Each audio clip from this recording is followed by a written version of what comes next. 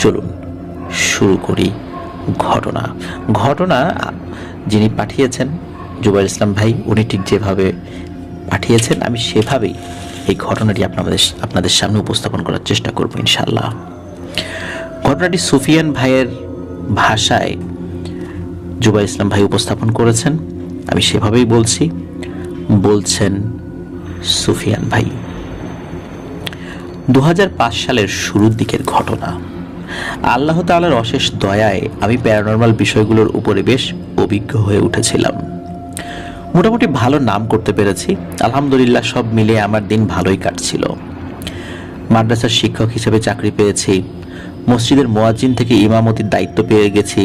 বলতে গেলে সবকিছুই ভালো যাচ্ছিল। কিন্তু এর মাঝেও আমার মন থেকে আমার বড় মামা মরহুম সুলাইমান শেখের মৃত্যু রহস্য কখনো মুছে যায়নি। তিনি কোথায় গিয়েছিলেন, কোন বিপদের সম্মুখীন হয়েছিলেন, মারা যাওয়ার আগে তার মুখে শোনা সেই নাম ভেলাদ কাফরিয়ান, ঘাড়ের পিছনে দেখা সেই ত্রিভুজাকৃতি চিহ্ন, সবকিছু আমার মনে ছিল। আমি যখনই বড় দাদাকে ভেলাদ কাফরিয়ান নিয়ে কিছু জিজ্ঞেস করেছি, তখন উনি বলেছেন সময় হলে জানতে পারবে, আর যখন জানবে তখন আর পেছনে ফিরে আসা যাবে না। আমিও সেই সময়ের অপেক্ষায় ছিলাম। অবশেষে সেই সময় আসলো এবং আমার জীবনের খুব কঠিন একটি সময় শুরু হলো। জানুয়ারি মাসের প্রথম দিকের ঘটনা। প্রচণ্ড শীত থাকে তখন গ্রাম এলাকায়, যার কারণে আমি তাহাজ্জুদের সালাত মাঝে মাঝে ঘরেই আদায় করে ফেলতাম। এমনই একদিন সালাত আদায় করতে উঠে কলের দিকে যাচ্ছি ওযু করার জন্য। হঠাৎ মনে হলো আমার বাড়ির সীমানার বাইরের দিকে একটি কালো অবয়ব দাঁড়িয়ে আছে। আমি ভেবেছিলাম আমার চাচাতো ভাইদের কেউ হয়তো সালাত আদায় করতে মসজিদে যাচ্ছেন, তাই কে যায় এই বলে হাঁক দিলাম। আমার হাঁক শুনে সেই কালো অবয়বটি আমার চোখের সামনেই অদৃশ্য হয়ে যায়। তখন বুঝতে পারি খারাপ বা ভালো কোনো জিন হয়তো চলাচল করছিল এই পথে। নিশ্চিত নই এটা ভালো না খারাপ। আমি আর কিছু চিন্তা না করে ওযু করে ঘরে চলে যাই। তাহাজ্জুদের সালাত আদায় করে কিছুক্ষণ জিকির করে আস্তে আস্তে ফজরের জামাত ধরার জন্য মসজিদের পথ ধরি। সেদিন বিকেল বেলার ঘটনা। আমি মাদ্রাসা থেকে বাসায় এসে দেখি আমার বড় মামাতো ভাই দুজন লোক নিয়ে আমার বাড়িতে এসেছেন এবং আমার জন্যই অপেক্ষা করছিলেন। দুজনের মধ্যে একজন মধ্যবয়স্ক ভদ্রলোক আর একজন যুবক। আমি ভেতরে গিয়ে একটু ফ্রেশ হয়ে তাদের সামনে আসি এবং আমার মামাতো ভাইকে তাদের পরিচয় জিজ্ঞেস করি। তখন আমার মামাতো ভাই বলেন ওনারা অনেক দূর থেকে এসেছেন। উনি রফিক সাহেব, আব্বার বন্ধু মানুষ এবং পেশায় একজন ফল ব্যবসায়ী, আর ইনি তার বড় ছেলে আরমান, তিনিও একজন ব্যবসায়ী। আব্বা ওনাদের ওইদিকে যখন কাজে যেতেন তখন মাঝে মাঝে ওনাদের বাড়িতেই থাকতেন। এই 2-1 দিন ওনাদের বাড়িতে থাকতেন, আর ওই বাড়িতে থাকার পরে আব্বা অন্য কোথাও চলে যেতেন। ওনারা কুষ্টিয়া থাকেন। গত কয়েক মাস ধরে ওনার ছোট ছেলের সাথে নাকি খারাপ কিছু হচ্ছে। অনেক ডাক্তার কবিরাজ দেখানোর পরেও কোনো কাজ হচ্ছে না, তাই অনেক কষ্ট করে আব্বার খোঁজে এসেছেন। ওনারা জানেন না যে আব্বা অনেক আগেই মারা গেছেন। জানতে পেরে মন খারাপ করে চলে যাচ্ছিলেন দেখে তোর কাছে নিয়ে আসলাম, দেখ কিছু করতে পারিস কিনা। আমি সেই মুরব্বী ভদ্রলোক রফিক মামাকে জিজ্ঞেস করলাম, মামা আপনার কি সমস্যা? উনি বললেন, বাবা সমস্যাটা যে কি সেটা তুমি না দেখলে বুঝবা না। তুমি যদি একটু কষ্ট করে আমার সাথে যেতে খুব ভালো হতো। তোমার মামা সুলাইমান বেঁচে থাকলে আমি একটু ভরসা পেতাম। এখন কি করব বুঝতে পারছি না। আমি বললাম, মামা আপনি আগে আমাকে বলেন যে কি হয়েছে। আমি না শুনলে তো বুঝতেই পারবো না যে এটা কেমন সমস্যা, আর আমার করণীয়ই বা কি হবে। আমার তো আগে জানতে হবে, তারপর আমি ভেবে দেখব যাওয়া যায় কি না। আপনি আমাকে যা বলবেন একটু গুছিয়ে নেন, আমি আপনাদের জন্য একটু খাবার নিয়ে আসি। এই বলে মেহমানদারি করার জন্য আমি ঘরের ভেতরে গেলাম। ভেতরে বসেই শুনতে পেলাম আরমান ভাই আমার মামাতো ভাইকে জিজ্ঞেস করছেন, ওনার বয়স তো বেশি না, উনি কি পারবে নাকি শুধু টাকা খেয়ে বসে থাকবে? তখন আমার মামাতো ভাই একটু রেগে উত্তর দিলেন, আমার ভাই এসব কাজ করতে কোনো টাকা পয়সা নেন না, শুধু তার পকেট থেকে যেটা খরচ হয় সেটাই শুধু নেন। তার বাবা তাকে ধমক দিয়ে থামিয়ে দিয়ে আমার মামাতো ভাইকে বলেন, বাবা কিছু মনে করো না, গত কয়েক মাসে আমরা অনেক টাকা খরচ করেছি, কিন্তু কোনোই ফল হয়নি, বরং অবস্থা দিন দিন ভয়ানক খারাপ হচ্ছে। এসব কথা চলতে চলতে আমি তাদের জন্য কিছু খই, মুড়ি আর গুড় এনে দেই। আমি রফিক মামাকে বলি, মামা আপনি খেতে খেতে বলা শুরু করেন, কিছুই কিন্তু বাদ দিবেন না, সব কিছু বিস্তারিতভাবে বলার চেষ্টা করেন। আর আরমান ভাই খেয়াল করবেন মামা কিছু বলতে ভুলে যাচ্ছেন কিনা, গেলে আপনি একটু ধরিয়ে দেবেন। এরপর রফিক মামা বলা শুরু করলো। বলছেন রফিক মামা, আমার পরিবারে আমি, আমার স্ত্রী, আমার 2 ছেলে, এই নিয়ে আমাদের সংসার। আমার বড় ছেলের ছোটবেলা থেকে লেখাপড়ার প্রতি টান কম থাকায় তাকে অল্প বয়স থেকে আমি ব্যবসা শেখানো শুরু করি। কিন্তু আহাদ মানে আমার ছোট ছেলেটার মেধা খুবই ভালো এবং পড়ার খুব আগ্রহ থাকায় তাকে ঠিক মতো লেখাপড়া করাই। এবং আল্লাহর অশেষ রহমত আলহামদুলিল্লাহ সে নিজ যোগ্যতা প্রমাণ করে জাহাঙ্গীরনগর বিশ্ববিদ্যালয়ের রসায়ন বিভাগে ভর্তি হয় এবং বর্তমানে 3য় বর্ষের সে একজন ছাত্র। সে তার বিশ্ববিদ্যালয়ের হলেই থাকতো। গত বছর মার্চ মাসে একদিন হঠাৎ তার রুমমেট আমাকে ফোন করে জানায় যে আহাদ বেশ কিছুদিন ধরে অসুস্থ, আমি বা তার ভাই কেউ যেন একটু দেখে আসি।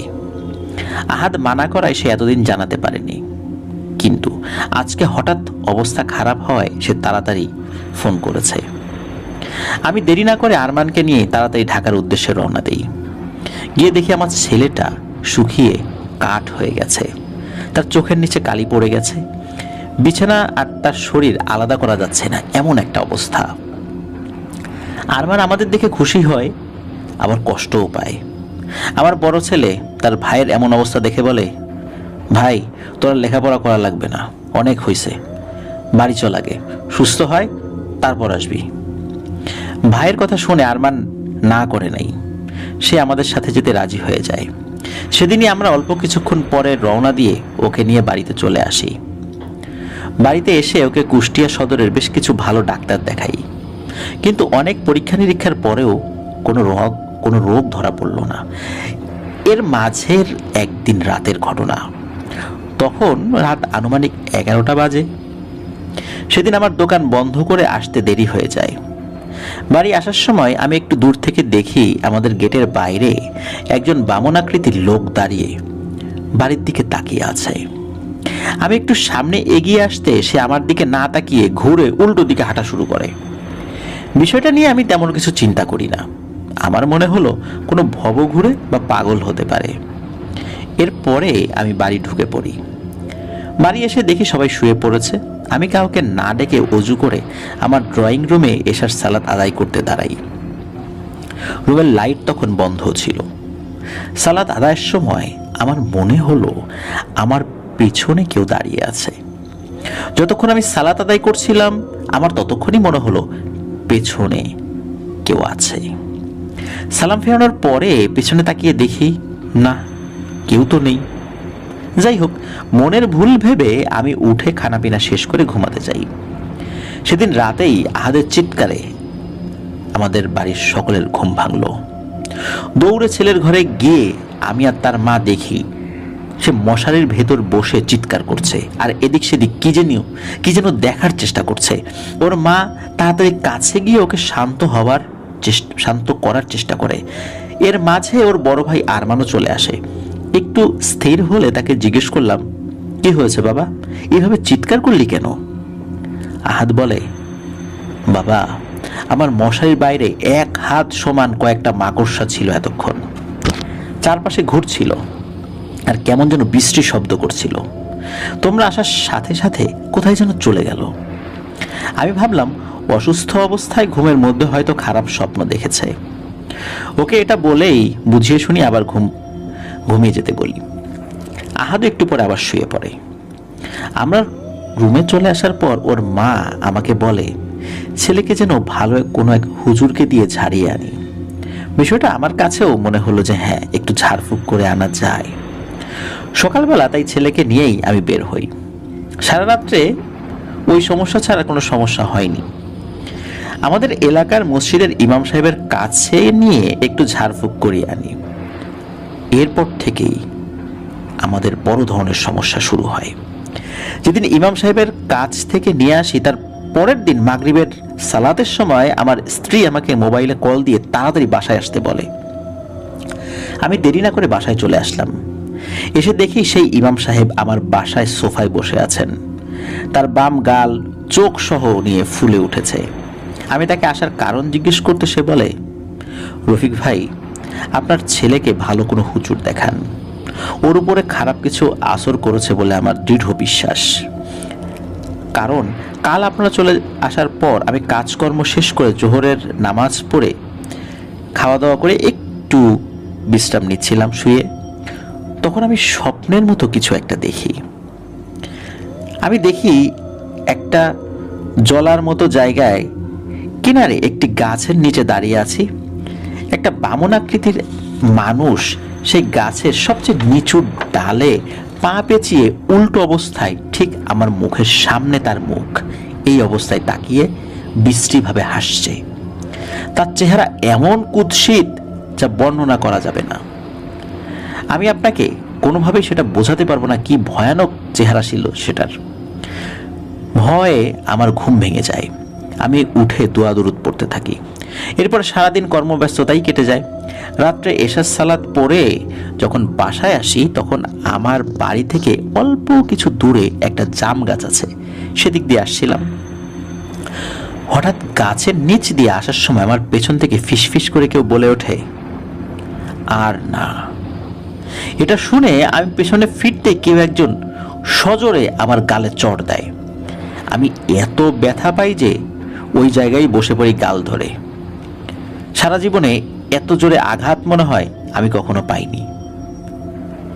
একটু পরে সেই দিক দিয়ে একজন মুসল্লি আসছিলেন। তিনি আমাকে দেখতে পেয়ে বাসায় এগিয়ে দেন। আজকে সারাদিন আমি ব্যথায় মসজিদে যেতে পারিনি। একটু সুস্থ বোধ করতেই বের হয়ে মাগরিবের নামাজ পড়ে সরাসরি আপনাদের বাসায় চলে আসলাম। আমার মনে হলো আপনারা বেশ ঝামেলায় পড়তে পারেন, তাই আগেই সাবধান করে গেলাম। ঘরের সবাই 5 ওয়াক্ত সালাত আদায় করুন, ঘরে সকাল সন্ধ্যা কোরআন পাঠ করুন, আর এর মাঝে ভালো কোনো আল্লাহওয়ালা হুজুর পান কিনা দেখেন। আল্লাহ আপনাদের সাহায্য করুন। এই বলে ইমাম সাহেব আর 1 মিনিটও দাঁড়াননি, খুব দ্রুত চলে গেলেন। আমি এবং আমার স্ত্রী বেশ ভয় পেলাম। এর মাঝে আহাদের রুম থেকে মনে হলো সে আমাকে ডাকছে। আমি হেঁটে তার রুমের কাছাকাছি যেতে হতভম্ব হয়ে দাঁড়িয়ে যাই। এর মাঝে আমার স্ত্রীও আমার পেছনে এসে দাঁড়ায় এবং ছেলের রুমের দিকে তাকিয়ে ভয়ে চিৎকার দিয়ে ওঠে আমার স্ত্রী। আমরা দুজনে দেখি ছেলে তার রুমে প্রবেশের যে পথ, তার ওইখানে দরজার উপরে পা দিয়ে নিজেকে আটকে উল্টো হয়ে ঝুলে রয়েছে। আর আমাদের দেখতে পেয়ে ওই অবস্থায় দুলে দুলে হাসতে থাকে আর বলে, ওই ইমাম আমাকে এইভাবে দেখছে, শুধু তখন ছিলাম গাছে আর এখন ঘরে, ঠিক যেভাবে আমাকে দেখেছিল দেখ সেভাবেই আমি ঝুলে আছি। এই কথা বলে আবার হাসে। আমি সাহস করে আয়াতুল কুরসি পড়তে পড়তে আস্তে আস্তে সামনে যেতে থাকি। একটু কাছে গিয়ে তার গায়ে হাত দিতেই সে সোজা হয়ে লাফিয়ে নিচে নেমে আসে। আমার দিকে না তাকিয়ে তার খাটের কাছে গিয়ে উপরের দিকে তাকিয়ে অদ্ভুত ভাষায় কি যেন বলছে। আমি সাহস করে আবার তার কাছে গিয়ে আয়াতুল কুরসি পড়ে মাথায় ফু দিতেই সে খুব জোরে চিৎকার দিয়ে খাটের উপর বসে কান্না করে দেয়। হঠাৎ আমার দিকে তাকিয়ে সে আমাকে জড়িয়ে ধরে কান্নারত অবস্থায় বলে, বাবা আমাকে বাঁচাও বাবা, ও আমাকে মেরে ফেলবে বাবা, ও আমাকে মেরে ফেলবে। ছেলের মা দরজায় দাঁড়িয়ে কাঁদতে থাকে। বাপ হয়ে আমি তো নরম হয়ে যেতে পারি না, তাই না? আমি ছেলেকে বুকে জড়িয়ে ধরে বলি, ইনশাল্লাহ কিছু হবে না বাবা, আমরা আছি তো তোর সাথে, আল্লাহ সুবহানাহু ওয়া তাআলা আছেন আমাদের সাথে, কিচ্ছু হবে না, আল্লাহ আমাদের অবশ্যই সাহায্য করবেন। এই বলে আমি ছেলেকে সান্ত্বনা দিতে থাকি। কিন্তু বিশ্বাস করো, ওই সময় আমার বুকটা ফেটে যাচ্ছিল। ছেলের মা এসে ছেলেকে শান্ত করতে থাকে। আমি আরমানকে ফোন দিয়ে তাড়াতাড়ি বাসায় আসতে বলি। আরমান আধা ঘন্টা পরেই চলে আসে। আমি ওকে সব কিছু বলি যা যা হয়েছে এতক্ষণ, আর বলি খুব তাড়াতাড়ি ভালো কোনো একজন হুজুরের জন্য সন্ধান করে। এরপর আমি আহাদকে বলি, বাবা যাও অজু করে আসো, আমরা 3 বাপ বেটা একসাথে এশার সালাত আদায় করব। অজু করে এসে 2 ছেলেকে নিয়ে আমি ড্রয়িং রুমে জামাত ধরি, কিন্তু প্রথম রাকাতে সূরা ফাতিহা শেষ করতে পারি নাই। আলহামদুলিল্লাহি রাব্বিল আলামিন এতটুকু তেলাওয়াত করতেই আহাদ মারাত্মক চিৎকার করতে করতে মাটিতে শুয়ে পড়ে আর শরীর বাঁকিয়ে ফেলে, হাত মুছড়ে ফেলে, পা দুটো মাটিতে আছড়াতে থাকে। আমি আর আরমান সালাত ভেঙে তাকে ধরার চেষ্টা করি। আরমান সূরা কালাম পড়তে থাকে আর অনবরত ওকে ফু দিতে থাকে। আমি আহাদের মাথার কাছে ছিলাম, হঠাৎ সে 2 হাতে আমার গলা পেঁচিয়ে ধরে, আমার মাথা টেনে তার মুখের সামনে এনে ভয়ঙ্কর কণ্ঠে বলে ওঠে, আর একবার আমাকে তোর খোদার সামনে দাঁড় করালে এই ছেলের ভেতরে যা যা আছে সব খেয়ে একদম শেষ করে ফেলবো, আর তোর পরিবারের কেউ যেন তোর খোদার নাম ডাকতে না পারে সেটা কিন্তু নিশ্চিত করব।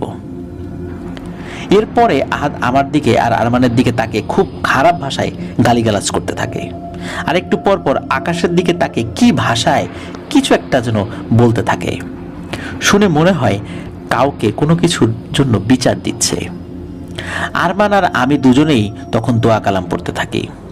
ওর মাও ততক্ষণে ছেলের কাছে এসে সূরা কালাম পড়তে থাকে। একটু পরে আস্তে আস্তে ছেলের শরীর সোজা হয়ে আসে, আর হঠাৎ সে সোজা হয়ে লাফ দিয়ে উঠে বসে আমার বুকে মাথা দিয়ে কান্না শুরু করে। আমরা বুঝতে পারি এতক্ষণ কিছু একটার উপর ভর করেছিল, যা এখন চলে গেছে। এরপর আমরা আহাদকে তার ঘরে নিয়ে বিছানায় শুইয়ে দেই। অল্প কিছুক্ষণের মধ্যে সে ঘুমিয়ে যায়। আমি আরমানকে পাঠাই আরেকজন হুজুরের খোঁজে, যিনি শহর থেকে একটু ভেতরে গ্রামের দিকে থাকেন। উনি আমাদের এলাকার বেশ প্রবীণ একজন হুজুর। রাত আনুমানিক 10টায় আরমান ওনাকে নিয়ে বাড়িতে আসেন। উনি এসে বসে আমার কাছ থেকে কি কি হয়েছে সবকিছু শুনলেন। এরপর তিনি আহাদের রুমে আরমানকে সাথে নিয়ে প্রবেশ করেন। আমি আর আমার স্ত্রী হুজুরের কথা মতো রুমের বাইরে দাঁড়িয়ে দেখছিলাম। আহাদ তখন গভীর ঘুমে রয়েছে। হুজুর রুমে ঢুকে প্রথমে সূরা কালাম পড়তে পড়তে সারা রুমের চারদিকে দেখলেন। এরপর তিনি আস্তে করে আহাদের খাটে তার পাশে গিয়ে বসেন। হুজুর বসার সাথে সাথে আহাদ ঘুম থেকে উঠে বসে, সরাসরি হুজুরের চোখের দিকে রাগান্বিত চোখে তাকায় আর বলে ওঠে, তোরা মনে হয় কেউ চাস না এই ছেলেটা আরো কয়েকদিন বাঁচুক। আমার মনে হয় তোদের মাথায় আমার কথা ঢুকছে না, এখন ঢুকবে।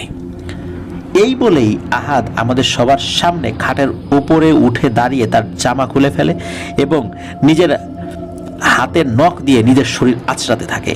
এত জোরে আঁচড় দিচ্ছিল যে কিছু কিছু জায়গায় কেটে রক্ত বের হয়ে যাচ্ছিল। হুজুর এমন আকস্মিক ঘটনায় হতভম্ব হয়ে যান। আরমান দৌড়ে গিয়ে তার ভাইকে টেনে বিছানায় ফেলে দেয় এবং 2 হাত চেপে ধরে যাতে সে আঁচড় কাটতে না পারে। আমিও এগিয়ে আরমানকে সাহায্য করি। এর মাঝে হুজুর পকেট থেকে ওনার তসবিহ বের করে আহাদের মাথায় চেপে ধরে খুব দ্রুত কোরআন থেকে কিছু আয়াত পাঠ করতে থাকেন। এমন সময় রুমের বাইরে দাঁড়িয়ে থাকা আমার স্ত্রী হঠাৎ চিৎকার দিয়ে অজ্ঞান হয়ে যায়। প্রায় সাথে সাথে সারা ঘরে আবর্জনা পোড়ালে যেমন গন্ধ হয় ঠিক তেমন গন্ধে ভরে যায়। আমি দৌড়ে আবার স্ত্রীর কাছে যাই, তাকে পাজাকোলা করে তুলে আমার রুমে নিয়ে বিছানায় শুইয়ে দেই। তারপর দেরি না করে আরমানকে আর হুজুরকে খেয়াল রাখতে বলে আমি ডাক্তারের খোঁজে বের হই। বেশ রাত হয়ে যায়, কিছু না পেয়ে চলে আসি। ঘরে এসে দেখি আমার স্ত্রী খাটের উপরে বসে আছে, তার পাশে হুজুর বসে সূরা কালাম পড়ছেন। একটু পরে হুজুর পড়া শেষ করে উঠে আমার দিকে তাকিয়ে বললেন, আপনার স্ত্রীকে নিয়ে ভয় পাবেন না, ওনার কিছু হয়নি, উনি ভয়ে অজ্ঞান হয়ে গিয়েছিলেন। এরপরে হুজুর আমার স্ত্রীর দিকে তাকিয়ে জিজ্ঞেস করলেন, বোন আপনি কি দেখেছেন? তখন আমার স্ত্রী বলে, হুজুর আপনি তসবিহ মাথায় চেপে ধরে যখন সূরা পড়ছিলেন তখন আমি স্পষ্ট দেখতে পেলাম হঠাৎ খাটের নিচ থেকে আচমকা একটা বামন আকৃতির কালো লোমশ, গায়ে কোনো জামা কাপড় নেই, এমন কিছু একটা 4 হাত পা ছড়িয়ে হামাগুড়ি দিয়ে আমার দিকে ছুটে আসছে, অনেকটা মাকড়সার মতো দেখতে। এটা দেখেই আমি চিৎকার দিয়ে ভয়ে জ্ঞান হারিয়ে ফেলি। আমার স্ত্রীর কথা শুনে হুজুর একটু চিন্তিত হয়ে পড়েন। উনি আমার রুম থেকে বের হয়ে এসে ড্রয়িং রুমে গিয়ে বসেন এবং আমাকে ডেকে বলেন, ভাই, আপনার ছোট ছেলের সাথে খুবই খারাপ কিছু আছে বলে মনে হচ্ছে, কিন্তু সেটা কি আমি বুঝতে পারছি না। কেনই বা আপনার ছেলের কাছে আসলো তাও বুঝতে পারছি না। আপনার বা ছেলেদের কি কোনো শত্রু আছে যারা আপনার পরিবারে কুফরি কালাম করতে পারে বলে আপনি মনে করেন? আমি কিছুক্ষণ চিন্তা করে বললাম, না ভাই, আমাদের পরিবারে উপরে এত বড় হারাম কাজ করবে এমন তো কেউ আমার চোখে পড়ছে না বা আমার স্মরণেও আসছে না। হুজুর আমার কথা শুনে একটু ভেবে নিয়ে বললেন, আচ্ছা থাক, এখন আর আমার তেমন কিছুই করার নেই। আমি সামনের শুক্রবার বাদ জুম্মা আপনার বাড়িতে আবার আসবো ইনশাল্লাহ। তখন চেষ্টা করে দেখি এই খারাপ জিনিসের সাথে কথা বলতে পারি কিনা। ততদিন আহাদের দিকে খেয়াল রাখবেন যাতে সে নিজের কোনো ক্ষতি না করে ফেলে। নামাজ বাদ দেবেন না কিন্তু ঘরে। বাইরে যখন আজান দেবে তখন নিজেরাও বাড়ির উঠোনে গিয়ে আজান দেবেন। এই কাজগুলো করতে থাকেন, আমি ইনশাল্লাহ শুক্রবার চলে আসব। এই বলে হুজুর বিদায় নিয়ে চলে যান। আমি ওনাকে বিদায় দিয়ে আহাদের রুমে গিয়ে দেখি সে আবার ঘুমিয়ে পড়েছে আর আরমান তার পাশে বসে আছে। এর পরের 2 দিন বাসার সবাই হুজুরের কথা মতো সব পালন করি। আজানের সময় আমি অথবা আরমান কেউ একজন আজান দেই। এর মাঝে আমি বাড়িতে খবর পাঠিয়ে আমার বড় ভাই ও ছোট ভাইকে তাড়াতাড়ি আমাদের বাসায় আসতে বলি। আমার ছোট ভাই মুন্সিগঞ্জ একটি মাদ্রাসায় চাকরি করে এবং বেশ ভালো নামডাক আছে তার এলাকায়। তারা ব্যাপারগুলো শুনে আর দেরি করেনি। বৃহস্পতিবার রাতের মধ্যে আমার বড় ভাই, আমার শ্যালক এবং আমার ছোট ভাই এসে উপস্থিত হয়। আমার ভাই ঘরে ঢুকেই আমার দিকে তাকিয়ে বলে, মেজো ভাই, ঘরে কি কোনো মাছ মাংস পচে গেছে নাকি? এমন বাজে গন্ধ কেন ঘরে? তার প্রশ্নের জবাবে আমি যা যা হয়েছে সবকিছু তাকে বিস্তারিতভাবে বলি। সে চুপচাপ সব শুনে বলে, আচ্ছা, কালকে হুজুর এসে আগে দেখুক, আমিও তো আছি ইনশাল্লাহ। সবাই মিলে আল্লাহ তাআলার কাছে চেয়ে দেখি কোনো সমস্যার সমাধান করতে পারি কিনা আমরা। পরদিন জুম্মার সালাতের পর থেকে মাগরিবের আগ পর্যন্ত হুজুর জন্য অপেক্ষা করতে থাকি, কিন্তু তিনি আসেন না। পরে আমি আরমানকে পাঠাই হুজুরকে নিয়ে আসার জন্য। কিছুক্ষণ পরে আরমান একাই ফিরে আসে এবং এসে আমাদেরকে বলে, বাবা, হুজুর আসতে পারবে না।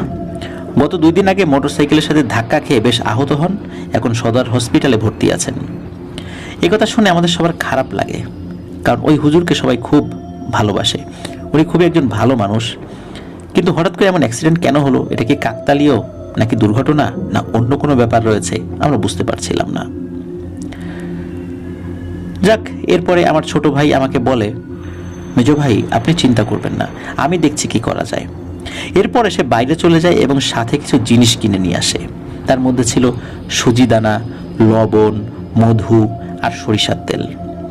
সে এইগুলো এনে প্রথমে মেঝেতে সুজি দানাগুলো ফেলে এবং ওর মধ্যে একটা বৃত্ত আঁকে। তারপরে বাকি জিনিসগুলো পরে ফু দিয়ে বৃত্তের ভিতরে চলে যায় এবং আমাকে আর আরমানকে বলে যে আহাদকে যেন আমরা নিয়ে আসি। আমরা দুজন আহাদের রুমে গিয়ে দেখি সে খাটের উপর দাঁড়িয়ে উপরের দিকে তাকিয়ে ফিসফিস করে আবার কি কি যেন বলছে।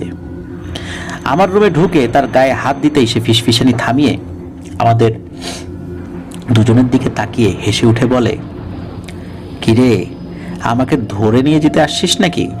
আরে গাধার দল, তোরা কি মনে করেছিস এসব মামুলি কবিরাজি করে কি আমাকে তাড়াবি? চল, আজকে তোদেরকে উচিত শিক্ষা দিয়ে দেব। ওর গলার স্বর শুনে আমরা দুজনেই মারাত্মক ভয় পেয়ে যাই। এত কঠিন গলার স্বর আমরা নিশ্চিত যে দুজনের কেউই কখনোই শুননি। আহাদ নিজে থেকেই খাট থেকে নেমে খালি গায়ে হেঁটে রুম থেকে বের হয়ে ড্রয়িং রুমে ওর ছোট চাচার দেয়া সেই বৃত্তর ভিতরে ঢুকে তার মুখোমুখি বসে। আমি আর আরমান ভয়ে ভয়ে তার পেছন পেছন আসি। বৃত্তের বাইরে তখন আমি, আরমান, আমার বড় ভাই, আমার শ্যালক আর আমার দোকানের একজন কর্মচারী। সবাই যে কোনো পরিস্থিতি মোকাবেলা করার জন্য প্রস্তুত ছিলাম। কিন্তু একটু পরেই আমাদের সবার ভুল ভেঙে গেল। আমার ছোট ভাই আমাদের দিকে তাকিয়ে বলে, যত যাই হোক না কেন, আমি না বলা পর্যন্ত কেউ এই বৃত্তের ভেতরে ঢুকবেন না, ঢুকলে কিন্তু বিপদ হতে পারে। এরপর সে বেশ কিছুক্ষণ চোখ বুঝে বিভিন্ন সূরা কালাম, বিভিন্ন তসবিহ তেলাওয়াত করে ওর গায়ে ফু দিচ্ছিল। আর আমরা দেখতে পাচ্ছিলাম প্রতিবার ফু দেওয়ার পর আহাদের মুখের ভাব আস্তে আস্তে ভয়ঙ্কর হয়ে উঠছিল। কিছুক্ষণ পরে আমার ভাই আহাদকে বলে, আসসালামু আলাইকুম, আপনি কে? কেন এই ছেলেটার উপরে আসর করেছেন? উত্তর আসে, দক্ষিণের দিকে চোখ দিলে চোখ তুলে নেব। আমাকে কি তোরা ভীতু মনে করেছিস? দক্ষিণের ওই জিনিস আমাদের। এইখানে ও চোখ দিয়ে ফেলেছে, আগে দক্ষিণের কাজ শেষ হোক, তারপর এরেও আমরা ব্যবস্থা করে ফেলব। আর আমার প্রভুর, এই আমার প্রভুর বলে সে থেমে যায়। এরপরে সে একেবারে চুপ হয়ে যায়, আর একটা কথাও বলেনি। আমার প্রভুর, এই আমার প্রভুর বলতে কি? তাকে দিয়ে আর কোনো কথাই বলানো যায়নি। আমার ভাই আরো কিছুক্ষণ চেষ্টা করে আহাদের ভেতরে থাকা সত্তার সাথে কথা বলতে ব্যর্থ হয়ে বলে, তুমি যদি আমার প্রশ্নের উত্তর না দাও অথবা এই ছেলেকে ছেড়ে না যাও, তাহলে তোমার এমন অবস্থা করব যে আফসোস করবা। এই কথা বলার সাথে সাথে আহাদ তার জায়গা থেকে উঠে গিয়ে সজোরে তার চাচার বুকের উপর এক লাথি দিয়ে তাকে বৃত্তর বাইরে ফেলে দেয় আর বলে, যতটুকু ওজন ঠিক ততটুকু কথা বলবি, যা পারিস না তাই নিয়ে বড়াই করবি না, একদম জানে মেরে ফেলবো তোকে। এমন সময় মসজিদের এশার আজান শুরু হয়। আহাদ আজানের শব্দ শুনে চোখ মুখ বিকৃত করে অজ্ঞান হয়ে মাটিতে পড়ে যায়। তারপর সবাই মিলে দোয়া কালাম পড়ে আহাদকে তার রুমে রেখে এসে আমি আমার ভাইকে জিজ্ঞেস করলাম, বেশি ব্যথা পাইছিস নাকি ভাই? সে না বোধক মাথা নাড়লেও আমি বুঝেছি যে সে আহাদের লাথিতে খুব ব্যথা পেয়েছে। আবার জিজ্ঞেস করলাম, কি বুঝলি, সেটার কি হয়েছে? আমার ভাই বলল, মেজো ভাই, আমি তেমন কিছু বুঝতে পারি নাই।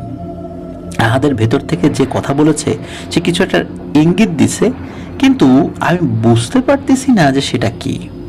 তবে এতটুকু বুঝেছি, ওর উপর যেটা আছর করেছে সেটা মারাত্মক ভয়ঙ্কর কোনো পিশাচ।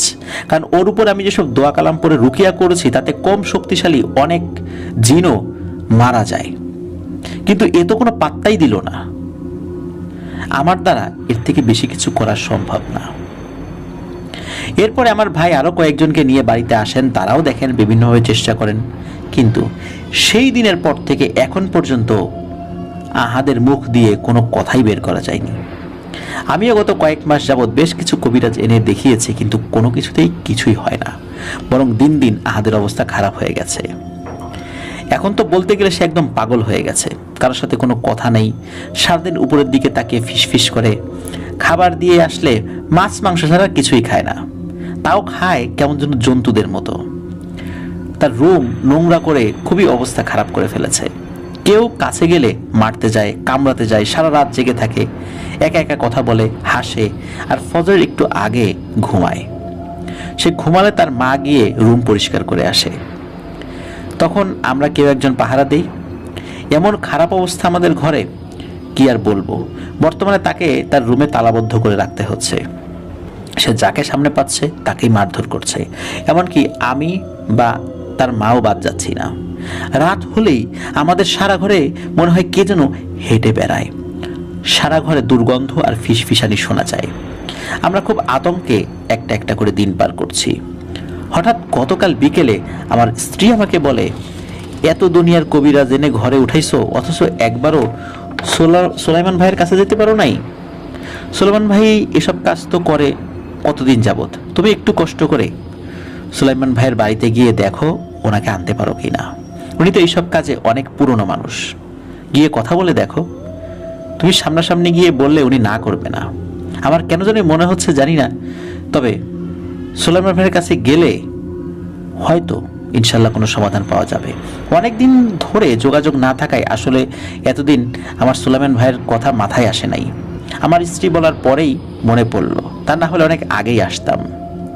এখন বাবা তুমি বলো আমরা কি করব? সোলাইমান ভাই মারা গেছে এটাও এখানে এসে শুনলাম, শুনে খুবই কষ্ট পেয়েছি। উনি আমার খুবই কাছের একজন মানুষ ছিলেন। চলেই যাচ্ছিলাম, তখন তোমার মামাতো ভাই তোমার কাছে নিয়ে আসলো। এখন বাবা তুমি বলো আমরা কি করতে পারি? এতটুকু বলে রফিক মামা থামলেন। আমি খুব মনোযোগ দিয়ে এতক্ষণ তার কথা শুনছিলাম, মাঝখানে কোনো প্রশ্ন বা কোনো কথা বলিনি। তারপর আরমান ভাইকে জিজ্ঞেস করলাম, আচ্ছা ভাই, রফিক মামা যা যা বলেছেন সবই ঠিক আছে নাকি কিছু বাদ গিয়েছে? তিনি উত্তরে বললেন যে না, তার বাবা যা বলেছে সবই ঠিক আছে। কিন্তু আরমান ভাইয়ের চেহারা দেখে মনে হচ্ছিল তিনি কিছু একটা বলতে গিয়ে বলতে পারছেন না। আমি এই নিয়ে তাকে বিরক্ত করলাম না, আমি জানি সময় হলে তিনি নিজেই বলবেন। আমার মামাতো ভাই আমাকে বললেন, সুফিয়ান, কি বুঝলি, কাজটা করবি? আমি উত্তর দিলাম, ভাই একটু সময় লাগবে, চিন্তা করি। রফিক মামা যেহেতু ব্যস্ত মানুষ, তো আমি যেটা করলাম সেটা হলো ওনার বাড়ির ঠিকানা, মোবাইল ফোন নাম্বার, এগুলো সব কিছু রেখে দিলাম এবং বললাম যে আমি যদি যাই আমি তাদেরকে জানাবো।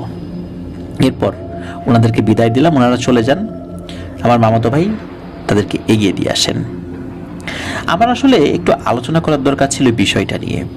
সেদিন মাগরিবের সালাতের পরে আমি বড় দাদার সাথে যোগাযোগের চেষ্টা করি।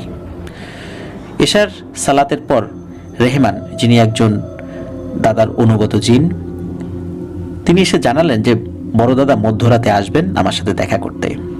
আমি রাতের খাওয়া দাওয়া শেষ করে আমার সালাতের ঘরে গিয়ে অপেক্ষা করতে শুরু করি তার জন্য। এর মাঝে কোরআন তেলাওয়াত করেছি, কিছুক্ষণ জিকির করেছি, রুকিয়া করার কিছু প্রয়োজনীয় আমল চর্চা করেছি। এভাবে সময় কাটাতে কাটাতে একসময় হালকা চোখ লেগে এসেছিল ঘুমে।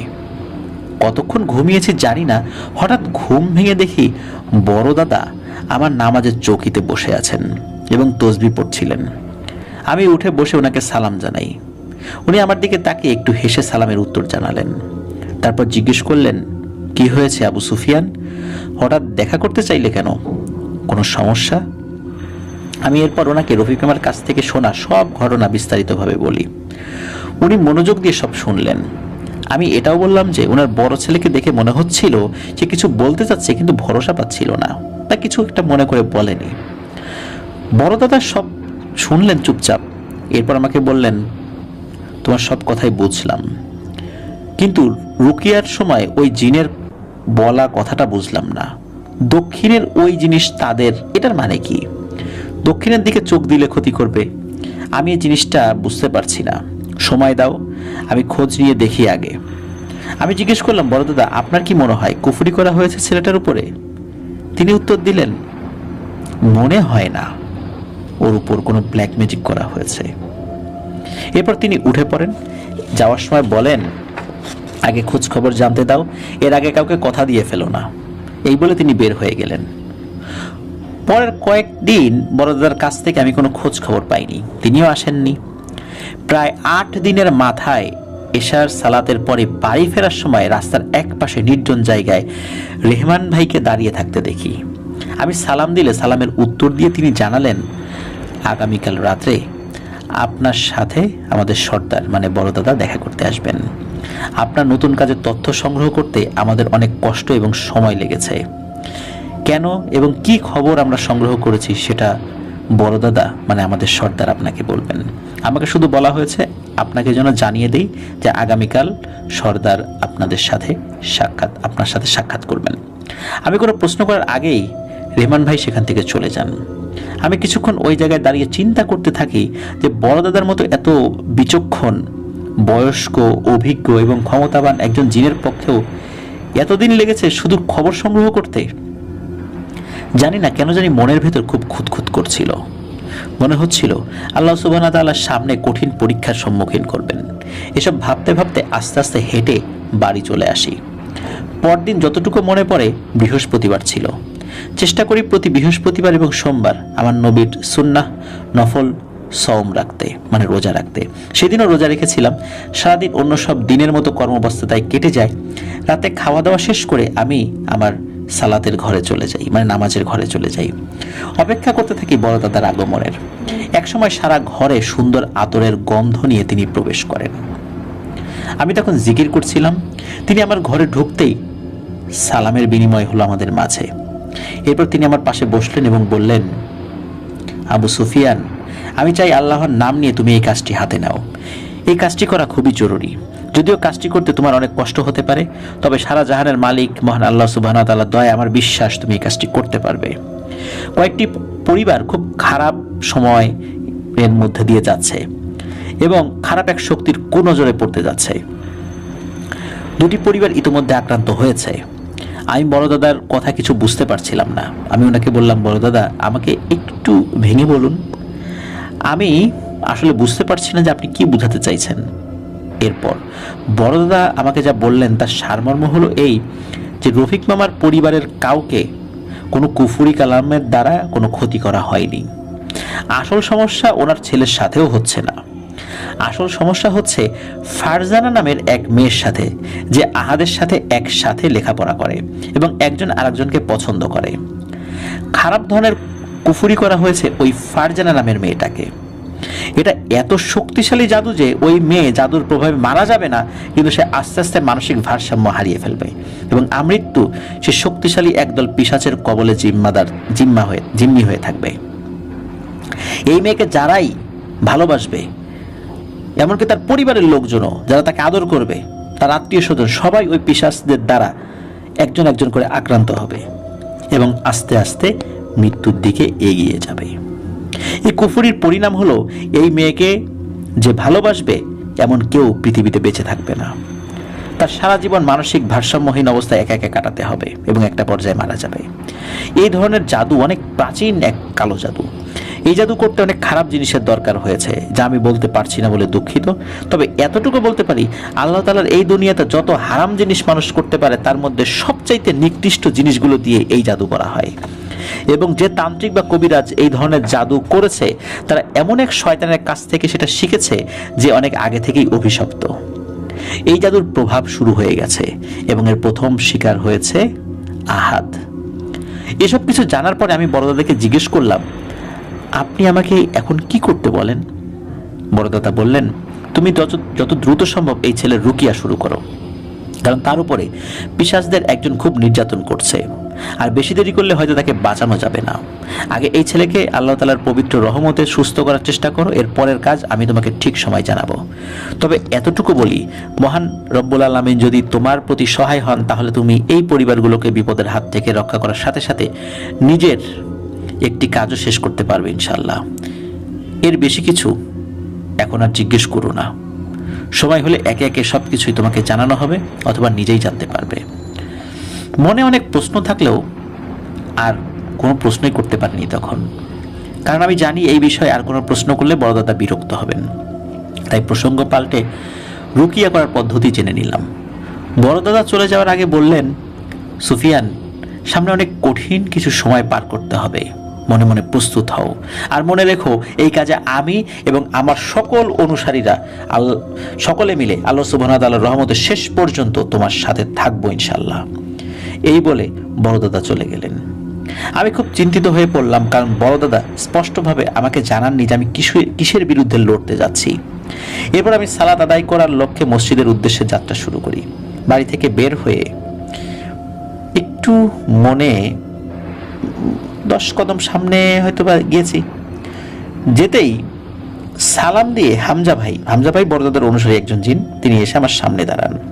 আমি কিছু জিজ্ঞেস করার আগেই নিজেই বললেন, এখন থেকে আমাদের যে কোনো একজন সবসময় আপনার আশেপাশে থাকবে, এটা আমাদের হুজুরের আদেশ। এটা নিয়ে দয়া করে কেউ কোনো প্রশ্ন করবেন না। এবার আমি রেগে গেলাম এবং বললাম, আপনাদের কাউকে আমি কোনো প্রশ্নই করব না। বড়দাদাও কিছু জিজ্ঞেস করলে বলতে নিষেধ করলেন যে তাকে প্রশ্ন করা যাবে না, আপনিও বলছেন কোনো প্রশ্ন করেন না। আমি বুঝতেছি না যে আপনারা সবাই আমাকে এমন অন্ধকারে কেন রাখছেন।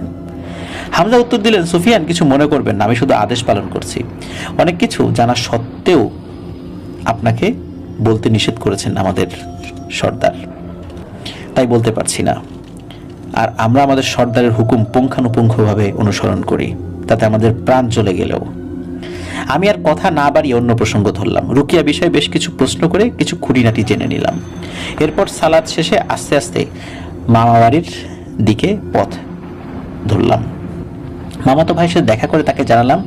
তিনি যেন রফিক মামাকে ফোন করে বলেন আমি ইনশাল্লাহ আজ তার বাড়ির উদ্দেশ্যে রওনা হব। এরপর আমি ঠিকানা নিয়ে নিজের বাড়ি চলে আসি এবং ভোর হতেই ব্যাগে প্রয়োজনীয় কিছু জিনিস নিয়ে বের হয়ে যাই। সারা সকাল অনেক ঝক্কি ঝামেলা পেরিয়ে বেলা 12:30 নাগাদ আমি রফিক মামাদের বাড়িতে পৌঁছলাম। আগেই ফোনে জানানো হয়েছে, তাই রফিক মামা বাড়িতেই ছিলেন। আমাকে তিনি বাড়ির ভেতরে নিয়ে গিয়ে সোফায় বসতে বলে আরমান ভাইকে ডাকেন। আরমান ভাইও এসে আমার সাথে সালাম এবং কুশল বিনিময় করে আমার পাশে বসেন। জুম্মার দিন থাকায় আমি ব্যাগ রেখে তাদের সাথে নিয়ে মসজিদে চলে যাই। নামাজ শেষে ঘরে এসে দেখি ঘরে আরো 4-5 জন পুরুষ মানুষ উপস্থিত। রফিক মামাকে জিজ্ঞেস করতে তিনি বলেন, বাবা, তুমি কাজ শুরু করলে তখন আহাদ আক্রমণ করতে পারে ভেবে এদেরকে খবর দিয়ে আমি নিয়ে এসেছি। আহাদ কিছু করতে গেলে এরা ধরে রাখবে। আমি শুনে খুবই বিস্মিত হই এবং বুঝতে পারি কতটুকু মারমুখী হলে একজন বাবা ছেলেকে সামলাতে বাইরে থেকে মানুষ ডাকেন। এরপর আমি আমার কাজ শুরু করে দিই। শুরুতেই আমি ঘর বন্ধ করি, তারপর ড্রয়িং রুমের জিনিস সরিয়ে একটু বড় জায়গা তৈরি করিয়ে নিই। ফ্লোরে পরিষ্কার বিছানার চাদর বিছিয়ে তার উপরে কিছু পরা পানি ছিটিয়ে দেই। এমন অনেক কাজ শেষে আমি রফিক মামাকে বলি ছেলেকে নিয়ে আসেন। উপস্থিত লোকজন সবাই আহাদের রুমের দিকে যান এবং জোর করে তাকে ধরে নিয়ে এসে বসান আমার সামনে। আহাদকে দেখে আমি আঁতকে উঠি। মনে হচ্ছিল একটা মানুষের কঙ্কালের উপরে শুধু চামড়ার কাপড় পরিয়ে দেওয়া হয়েছে, এমন একটা খারাপ অবস্থা তার। আমার বড় দাদার কথা মনে পড়ে যে আর কিছুদিন গেলে হয়তো একে বাঁচানো যাবে না। রফিক মামাকে আমি বলি, মামা ঘরের সব সদর দরজা খুলে দিন। তিনি খুলে দিয়ে আসেন। এরপর আমি রুকিয়ার জন্য প্রয়োজনীয় আমল শুরু করি। আমি সাধারণত জিকির দিয়ে শুরু করি সব সময়। শুধু আমি না, যারা রুকিয়া করেন তাদের অনেকেই জিকির দিয়ে শুরু করতেই পছন্দ করেন। বেশ কিছুক্ষণ চোখ বন্ধ করে জিকির করার পর আমি আহাদের দিকে তাকালাম। আমি দেখি সে লাল টকটকে চোখে প্রবল আক্রোশে সরাসরি আমার দিকে তাকিয়ে আছে। আমি পাত্তা না দিয়ে সূরা ফাতিহা দিয়ে শুরু করলাম। এরপরে পবিত্র কোরআন শরীফ খুলে পড়া শুরু করতে যাব, তখন আহাদ প্রথম কথা বলে ওঠে। সে বলে, যা পড়ার পড়ে রাখ, আজকে কাল থেকে আর পড়া হবে না তোর, আজকেই তোর জীবনের শেষ পড়া। আমি তার কথার কোনো উত্তরই দেইনি, কারণ আমি জানি পবিত্র কোরআন পড়তে গেলে এই দুষ্টু জিনেরা এমন কিছু কথা বলে যাতে মনোযোগ নষ্ট হয়, এবং এই মনোযোগ নষ্ট হলে আত্মবিশ্বাসটাও নষ্ট হয়ে যায়, আর দোয়া পড়তে এবং রুকিয়া করতে অসুবিধা হয়। এটা জিনদের অনেক পুরনো কূটকৌশল। 10 থেকে 15 মিনিট পবিত্র কোরআন পড়তে না পড়তেই আহাদের ভেতরে থাকা বিশ্বাসটি ক্ষেপে উঠল। আমাকে যা ইচ্ছা তাই বলে গালিগালাজ শুরু করলো, অভিশাপ দিতে শুরু করলো, আমার পরিবারকে নিয়ে খারাপ কথা বলতে শুরু করলো। আমি পাত্তা দেইনি, কারণ আমি বুঝেছি কাজ শুরু হয়েছে। আলহামদুলিল্লাহ, আল্লাহর রহমত প্রবেশ করছে এই ঘরে। আমি তিলাওয়াত করতে থাকলাম। প্রায় 35 থেকে 40 মিনিট তিলাওয়াত করার পরে প্রথম আহাদের ভেতরে থাকা পিশাচটি আমাকে থামার জন্য অনুরোধ করলো। এ যাবৎকাল পর্যন্ত যতবার রুকিয়া করার চেষ্টা করা হয়েছে, কখনোই ওই জিনিসটি থামার জন্য অনুরোধ করেনি। এবারই প্রথম সে অনুরোধ করলো, কিন্তু আমি থামিনি। আরো কিছুক্ষণ পড়ার পর সে কেঁদে উঠল আর আমাকে বলল, আর পড়িস না, আমার শরীর পুড়ে যাচ্ছে, আর পড়িস না। আমি না থেমে পড়তে লাগলাম। আরো প্রায় 20 মিনিট পড়ার পরে আহাদ চিৎকার দিয়ে মাটিতে পড়ে অজ্ঞান হয়ে যায়। রফিক মামা আমাকে জিজ্ঞেস করলেন, বাবা কিছু করতে পারছো? শয়তানটা কি গেছে? আমি রফিক মামাকে বলি, না মামা, এখনো যায়নি, একটু সময় লাগবে। এখন আমি তাকে পবিত্র কোরআনের মাধ্যমে বুঝিয়ে দিলাম যে কোনো শয়তানি ক্ষমতা আল্লাহ সুবহানাহু ওয়া তাআলার রহমতের সামনে কিছুই নয়। এখনো সে যায়নি বটে, তবে আহাদের শরীর থেকে দূরে আছে। আহাদ জ্ঞান ফিরলে আপনারা তাকে ভালো করে খাওয়া দাওয়া করান। এই পিশাচের সাথে লড়তে তার শরীরেরও শক্তির দরকার আছে। এতটুকু বলে আমি একটু ওয়াশরুমে গেলাম চোখে মুখে পানি দিয়ে আসতে। ফিরে এসে দেখি আহাদের জ্ঞান ফিরেছে এবং সে একটু অবাক হয়ে এদিক ওদিক সবার দিকে তাকাচ্ছে। আমি তার কাছে এসে পাশে বসে জিজ্ঞেস করলাম তার কেমন লাগছে। আহাদ বলল, আপনি কে হুজুর? আপনার নামটা একটু বলবেন? আপনাকে তো আমি চিনি, কিন্তু নাম জানি না। আমি তার কথা শুনে অবাক হয়ে যাই, কারণ এর আগে আমি কোনোদিনই এখানে আসিনি, আর তার সাথে কখনো দেখা হয়েছে বলেও আমার মনে পড়ে না। আমি নাম না বলে তাকে জিজ্ঞেস করলাম, ভাই তুমি আমাকে কিভাবে চেনো? তোমার সাথে কি আমার আগে কখনো দেখা হয়েছে?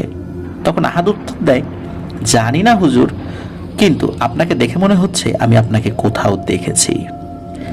আমি আর এটা নিয়ে কথা বাড়ালাম না। তাকে বললাম, থাক, তোমার এখন এসব ভাবতে হবে না, চলো অজু করে আমার সাথে নামাজ পড়বে। অনেক কষ্ট করে সে উঠে দাঁড়ালো তার বড় ভাইয়ের সাহায্যে। রফিক মামা আর তার ছেলেদেরকে নিয়ে আমি তাদের ঘরে আসরের সালাত আদায় করছিলাম। তখন আর আল্লাহর রহমতে কোনো সমস্যা হয়নি। এশার নামাজ মসজিদে আদায় করে আমি তাদের বাড়ির আশেপাশে একটু ঘুরে দেখছিলাম। হঠাৎ পেছন থেকে সালাম শুনে আমি ফিরে তাকাই, দেখি হামজা ভাই আমার পেছনে দাঁড়িয়ে। আমি সালামের উত্তর দিয়ে বললাম, আমি রুকিয়া করার সময় আপনি কি আশেপাশে ছিলেন?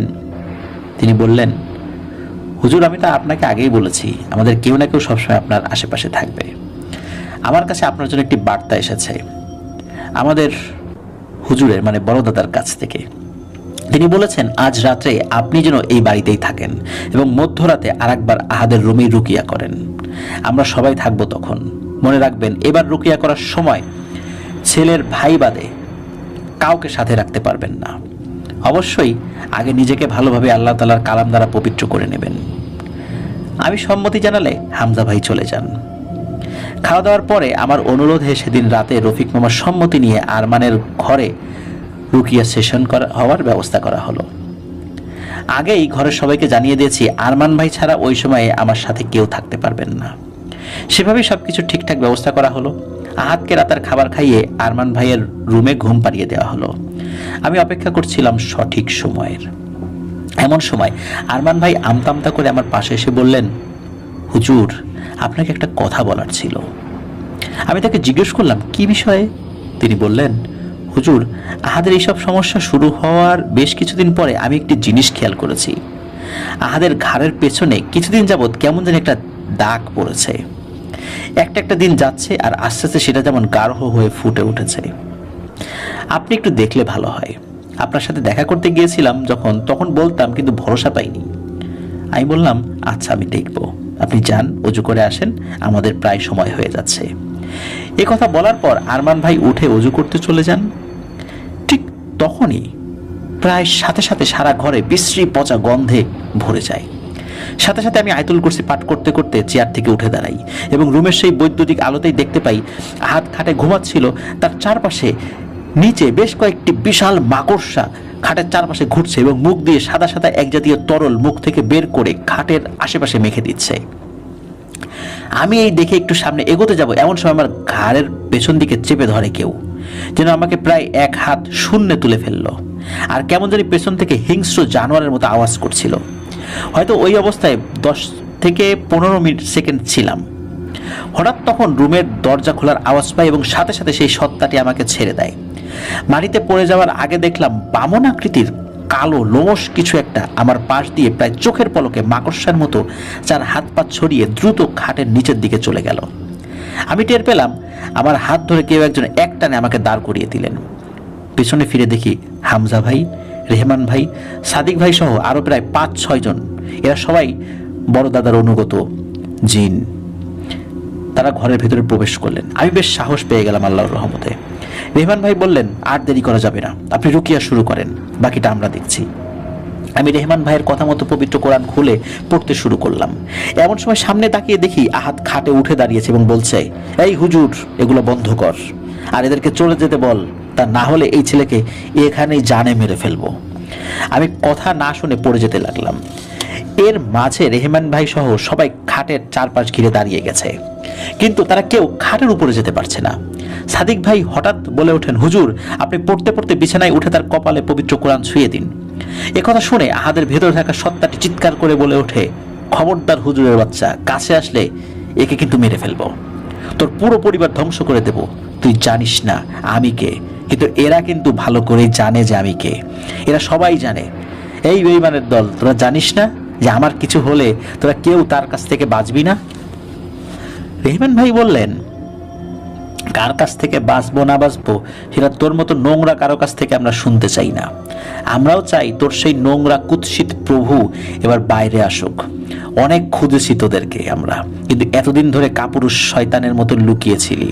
কিন্তু দেখ আমার আল্লাহ তাআলার ক্ষমতা, যে ইনসান জাতিকে তোর প্রভু কোনোদিন মূল্য দেয়নি, নিজের পাপিষ্ঠ কাজে বলি দিয়েছে, যাকে ইচ্ছা তার ক্ষতি করেছে।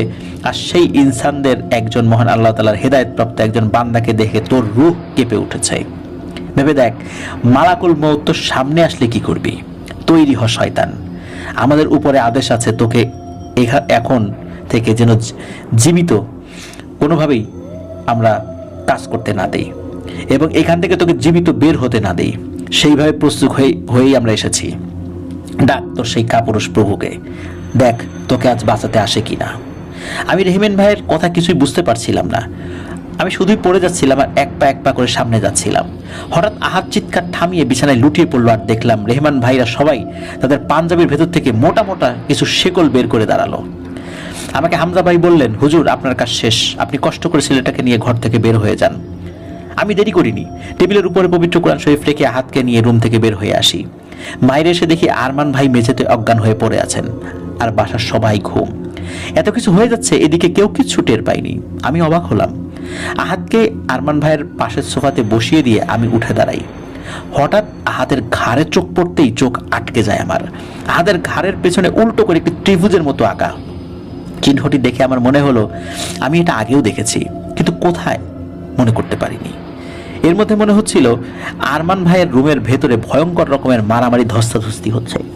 মনে হচ্ছিল সেই রুমে কোনো এক ভয়ঙ্কর ক্রোধে ফেটে পড়া জানোয়ারকে সবাই মিলে মেরে মেরে শান্ত করছে। একটু পরপর শোনা যাচ্ছিল ভয়ঙ্কর স্বরের আর্তনাদ। এভাবে অনেকক্ষণ মারামারি চলেছিল সেদিন। বেশ কিছুক্ষণ পর আমি দেখলাম রেহমান ভাইয়েরা গলায় হাতে পায়ে শেকল পরিয়ে বেটে কালো উলঙ্গ লোমশ একটি সত্তা, যার চোখ ছিল মাকড়সার চোখের মতো। নাকের উপর থেকে সারা কপাল জুড়ে শুধু কালো কালো ছোট ছোট অসংখ্য চোখ। তার নাক বলতে কিছু ছিল না, নাকের স্থানে শুধু দুটি ছিদ্র ছিল। কিন্তু ঠোঁটের দিকটা মানুষের মতো, যা তার চেহারাকে আরো আরো ভয়ঙ্কর করে তুলেছিল। এমন ভয়ানক আকৃতির সেই পিশাচকে টেনে হিচড়ে ঘর থেকে বের করছেন সবাই। আর সেই পিশাচটি চিৎকার করে অদ্ভুত এক ভাষায় উপরের দিকে তাকিয়ে কিছু বলছিল। আমি কিছুই বুঝতে পারছিলাম না। হঠাৎ তার চিৎকারের মধ্যে একটি নাম আমার কানে আটকে যায়, ভেলাত কাফরিয়ান। বিদ্যুতের চমকের মতো সাথে সাথে আমার মনে পড়ে যায় আহাদের ঘাড়ের পিছনে থাকা উল্টো ত্রিভুজ আকৃতির সেই চিহ্ন আমি আমার বড় মামা মরহুম সুলাইমান শেখের ঘাড়ে দেখেছিলাম তার মৃত্যুর মাস 3 আগে।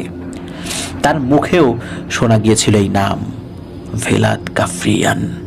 আমি সাথে সাথে উঠে রেহমান ভাইদের পেছনে যেতে চাইলে হামজা ভাই পেছন ফিরে আমাকে বলেন, সুফিয়ান, আপনি এই বিষয়ে আমাদের হুজুরকে জিজ্ঞেস করে নেবেন।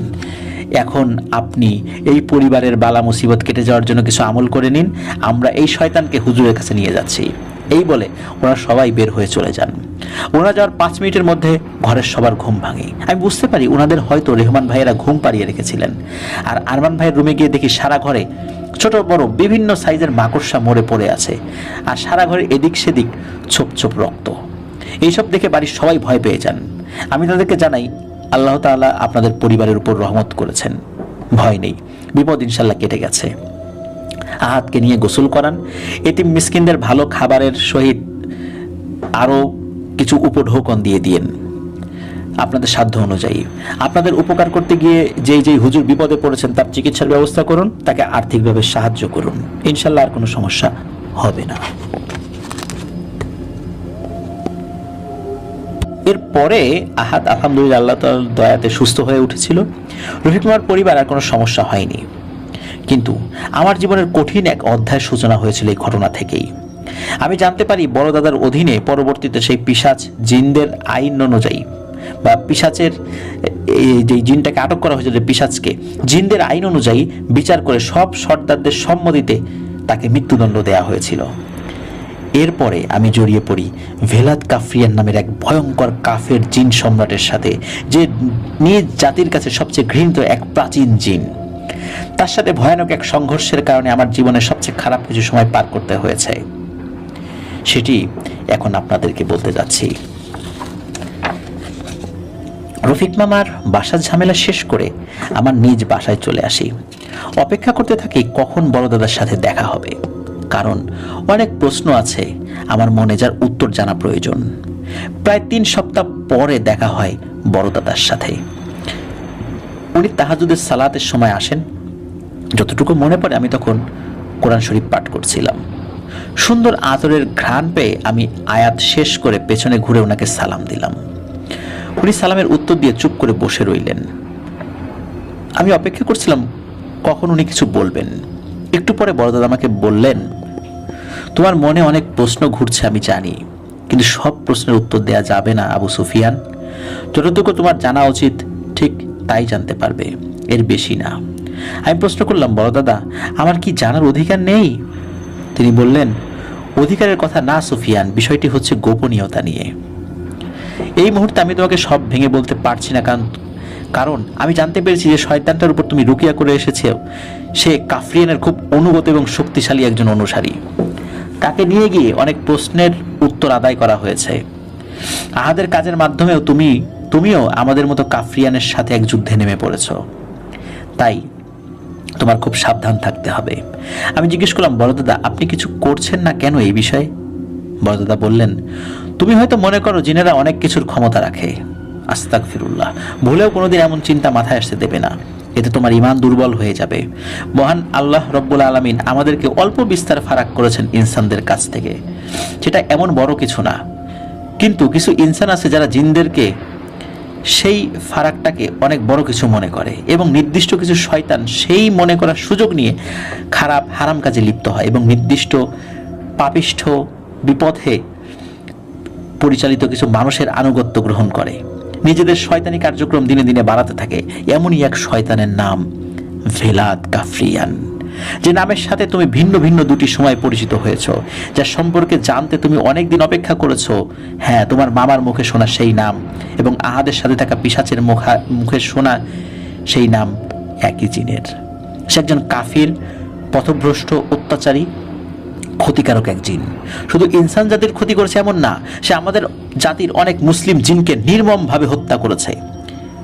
খুবই ভয়ানক নিষ্ঠুরভাবে হত্যা করা হয়েছে অসংখ্য নিরপরাধ জিনকে। শুধু মুসলিম জিনকে হত্যা করে সে ক্ষান্ত হয়নি, অন্য ধর্মেরও বিভিন্ন জিনদেরকে সে নিষ্ঠুরভাবে নির্মমভাবে হত্যা করেছে। শুধু আমি না, আমার সাথে অনেক সর্দার এবং তার জাতির জিনেরা এই শয়তানকে অনেক দিন ধরে খুঁজে চলেছে। অবশেষে তোমার উসিলায় আমরা তার খোঁজ পেয়েছি, আলহামদুলিল্লাহ। আরও কিছু খোঁজ খবর লাগবে আমার, এরপরে আমি রব্বুল আলামিনের দয়ায় এর বিরুদ্ধে ব্যবস্থা নেব। তোমাকে আমি জানাবো কখন কিভাবে কি করতে হবে। ধৈর্য হারিয়ে ফেলো না, দয়া ভিক্ষা চাও মহান আল্লাহ রব্বুল আলামিনের কাছে, তিনি যেন আমাদের সকলকে তার রহমতের ছায়ায় ঢেকে দেন, আমিন। আজ আমি আসি, অপেক্ষায় থাকো। আমি যদি নাও আসতে পারি, আমার যদি কখনো মৃত্যু হয়ে যায়, আমার অনুগতদের কেউ এসে তোমাকে খবর জানিয়ে যাবে ইনশাল্লাহ। কারণ হায়াত মৌত সবকিছু আল্লাহ সুবহানাহু ওয়া তাআলার হাতে, কে কখন মারা যাবে জানি না। এতটুকু বলে বড় দাদা বিদায় নিয়ে সেদিনের মতো চলে গেলেন। আমি আগের মতোই অন্ধকারে পড়ে রইলাম, কারণ হালকা পরিচয় পেয়েছি সেই শয়তানের, এটা ঠিক, কিন্তু আমার করণীয় সম্পর্কে কোনো ধারণাই দেওয়া হয়নি আমাকে। এরপরে বেশ কিছুদিন কেটে যায়, আমি আমার নিত্যদিনের কাজকর্মে ব্যস্ত হয়ে যাই। এমনই এক হাটবারের দিন বাজার থেকে সদাই কিনে বাড়ি ফিরছিলাম। সময়টা মাগরিবের পরে, কিন্তু এশার একটু আগে। বৃষ্টিবাদলার দিন ছিল সেদিন, রাস্তায় কাদায় মাখামাখি। এর মাঝেই হেঁটে হেঁটে বাড়ি ফিরছিলাম। হঠাৎ বাড়ির কাছাকাছি এসে আমার মন কেমন যেন একটু সতর্ক করে দিল আমাকে। আমি আয়াতুল কুরসি পড়তে শুরু করলাম, আশেপাশে সতর্ক নজর রেখে এগুচ্ছিলাম। আর একটু এগোতেই আমার বাড়ির সীমানার বাইরে একটি জামরুল গাছের পেছনে চোখ পড়তে আমি দাঁড়িয়ে যাই। আনুমানিক 8 থেকে 9 ফুট উচ্চতার একটি কালো আলখেল্লা পরিহিত অবয়ব গাছের পেছনে আড়াল নিয়ে দাঁড়িয়ে আছে। আমি যেখানে ছিলাম সেখান থেকে তার উদ্দেশ্যে সালাম দিলাম, কিন্তু সেই অবয়বটি সালামের উত্তর না দিয়ে আমার দিকে একটি পুটলি জাতীয় কিছু ছুঁড়ে মারে। আমি একটু পিছিয়ে এসে তার উদ্দেশ্যে বলি, কে পাঠিয়েছে আপনাকে? এর মধ্যে কি আছে? সে উত্তর দিল, তোর জন্য উপহার পাঠিয়েছে, সামনে আরো পাবি। এটা বলে অবয়বটি গাছের সম্পূর্ণ আড়াল নিয়ে কোথায় যেন চলে গেল চোখের পলকে। আমি সেই জিনিসটি হাতে স্পর্শ না করে সেটা রেখে দ্রুত বাড়িতে গিয়ে বাজারের ব্যাগ রেখে একটা বস্তা নিয়ে ফিরে আসি। সেই জিনিসটি বস্তায় পুরে এশার সালাতের উদ্দেশ্যে মসজিদের পথে যাত্রা শুরু করি। মসজিদে পৌঁছে দরজার বাইরে বস্তাটি রেখে আমি এশার জামাত শেষ করি। সালাত শেষে বসে একটু জিকির করছিলাম, তখন আমাদের মসজিদের মুয়াজ্জিন সাহেব এসে আমাকে বললেন, হুজুর বারান্দায় বস্তায় কি নিয়ে আসছেন? আমি বললাম, বস্তায় কি আছে আমি এখনো দেখিনি, কিন্তু কোনো সমস্যা হয়েছে কি? উনি বললেন, আপনি আসেন, এসে নিজেই দেখেন। আমি দ্রুত ওনার সাথে বাইরে যাই। গিয়ে দরজার বাইরে বস্তার নিচ থেকে বের হওয়া রক্তে লাল হয়ে উঠেছে জায়গাটি, সেটি দেখতে পেলাম। সাথে সাথে আমি উঠে মসজিদের ওযুখানায় গিয়ে বালতি ভরে পানি এনে বস্তাটি সহ মুয়াজ্জিন সাহেবকে নিয়ে মসজিদ থেকে আরেকটু দূরে চলে যাই, সাথে একটা লাইট নেই। এরপরে বালতির পানিতে দোয়া কালাম পরে ফু দিয়ে সেই পুটলিটা পানিতে ডুবিয়ে দিই। আমার মন বলছিল ভেতরে যাই আছে সেটা ভালো না। পানিতে ডুবিয়ে রাখা অবস্থা আমি সেটা খুলে ফেলি, আর যেটা বের হয় সেটা দেখে আমি এবং মুয়াজ্জিন সাহেব দুজনই বেশ অবাক এবং ভয় পাই। ভেতরে একটি শূকরের কাটা মাথা, যেটা নিচ দিয়ে তখন রক্ত পড়ছিল ফোঁটায় ফোঁটায়। কিছু নারী ভুঁড়ি আর এক টুকরো সাদা কাপড় মুড়িয়ে কালো সুতো দিয়ে বেঁধে রাখা হয়েছে সেই নারী ভুঁড়ির সাথে। এসব দেখে মুয়াজ্জিন সাহেব সহ্য করতে না পেরে বমি করে ফেলেন। আমি নিজেও বেশ অসুস্থ বোধ করি। দেরি না করে খুব দ্রুত সেই সাদা কাপড়টি খুলে নিয়ে ওই নাপাক জিনিসগুলো দোয়া কালাম পরে ফু দিয়ে মাটি চাপা দিয়ে দেই এবং কাপড়টি সাথে নিয়ে বাড়ি চলে আসি। বাড়ি আসার সময় আমি বড় দাদার কথা স্মরণ করি, এই কারণে যে উনি আমাকে কিছু দোয়া শিখিয়ে দিয়েছিলেন, কিছু নিয়ম শিখিয়ে দিয়েছিলেন। আর বড় দাদার এই শিখিয়ে দেওয়ার নিয়মে আমি তার সাথে যোগাযোগের চেষ্টা করি। বাড়িতে এসে আমি আমার নামাজের ঘরে যাই এবং সেই কাপড়ের টুকরোটি রেখে এসে অজু করে ঘরে ঢুকি। রাত্রে খাওয়া দাওয়া শেষে এসে ঘুমানোর চেষ্টা করি, কিন্তু অনেকক্ষণ এপাশ ওপাশ করি, ঘুম আসছে না দেখে উঠে নামাজ ঘরে চলে যাই। বেশ কিছুক্ষণ পবিত্র কোরআন শরীফ তেলাওয়াত করে একটু জিকির করছিলাম, ঠিক তখন দেখি বড় দাদা ঘরে ঢুকলেন। সাথে আরও 4-5 জন এসেছেন। আমি সালাম বিনিময় করে বড় দাদাকে জানালাম সন্ধ্যার সেই ঘটনা। এরপরে কাপড়ের টুকরোটি তার হাতে দিলাম। উনি কালো সুতো খুলে কাপড়টি মেলে ধরলেন। ভেতরে কিছু লেখা ছিল। দেখতে পেলাম যে লেখা পড়ার সময় বড় দাদার সুন্দর সাদা দাড়ির সেই নুরানি সুরতখানি কেমন যেন চিন্তিত হয়ে উঠছিল। লেখাটা পড়া শেষ করে তিনি কাপড়খানি রেহমান ভাইয়ের হাতে দিয়ে বললেন, রেহমান, এই লেখা নিয়ে যাও, সব সর্দারদের দেখাও, তাদেরকে বলো তৈরি হতে, কিন্তু আমার আদেশ ছাড়া কেউ যেন আগে থেকে কোনো আক্রমণ না করে। রেহমান ভাই বের হয়ে যেতে বড় দাদা আমাকে বললেন, সুফিয়ান, ওই কাপড়ে হুমকি দেওয়া হয়েছে, তোমার খুব সাবধান থাকতে হবে, নিজের পরিবারের প্রতি খেয়াল রাখবে, বিশেষ করে বাচ্চাদের প্রতি। কাফরিয়ানের পক্ষ থেকে এসেছে ওই বার্তা। এখন থেকে এই ঝামেলার কোনো নিষ্পত্তি না হওয়া পর্যন্ত তোমার পরিবারের কাউকে বাড়ির সীমানার বাইরে যেতে দেবে না, কঠোরভাবে নিষেধ করবে। আমি যেভাবে বলছি ঠিক সেভাবে বাড়ির সীমানা বন্ধ করে দেবে। কিছুদিনের মধ্যে তোমার সাথে একজন রাকি যোগাযোগ করবেন। যোগাযোগ করা হলে তুমি অবশ্যই সেখানে যাবে।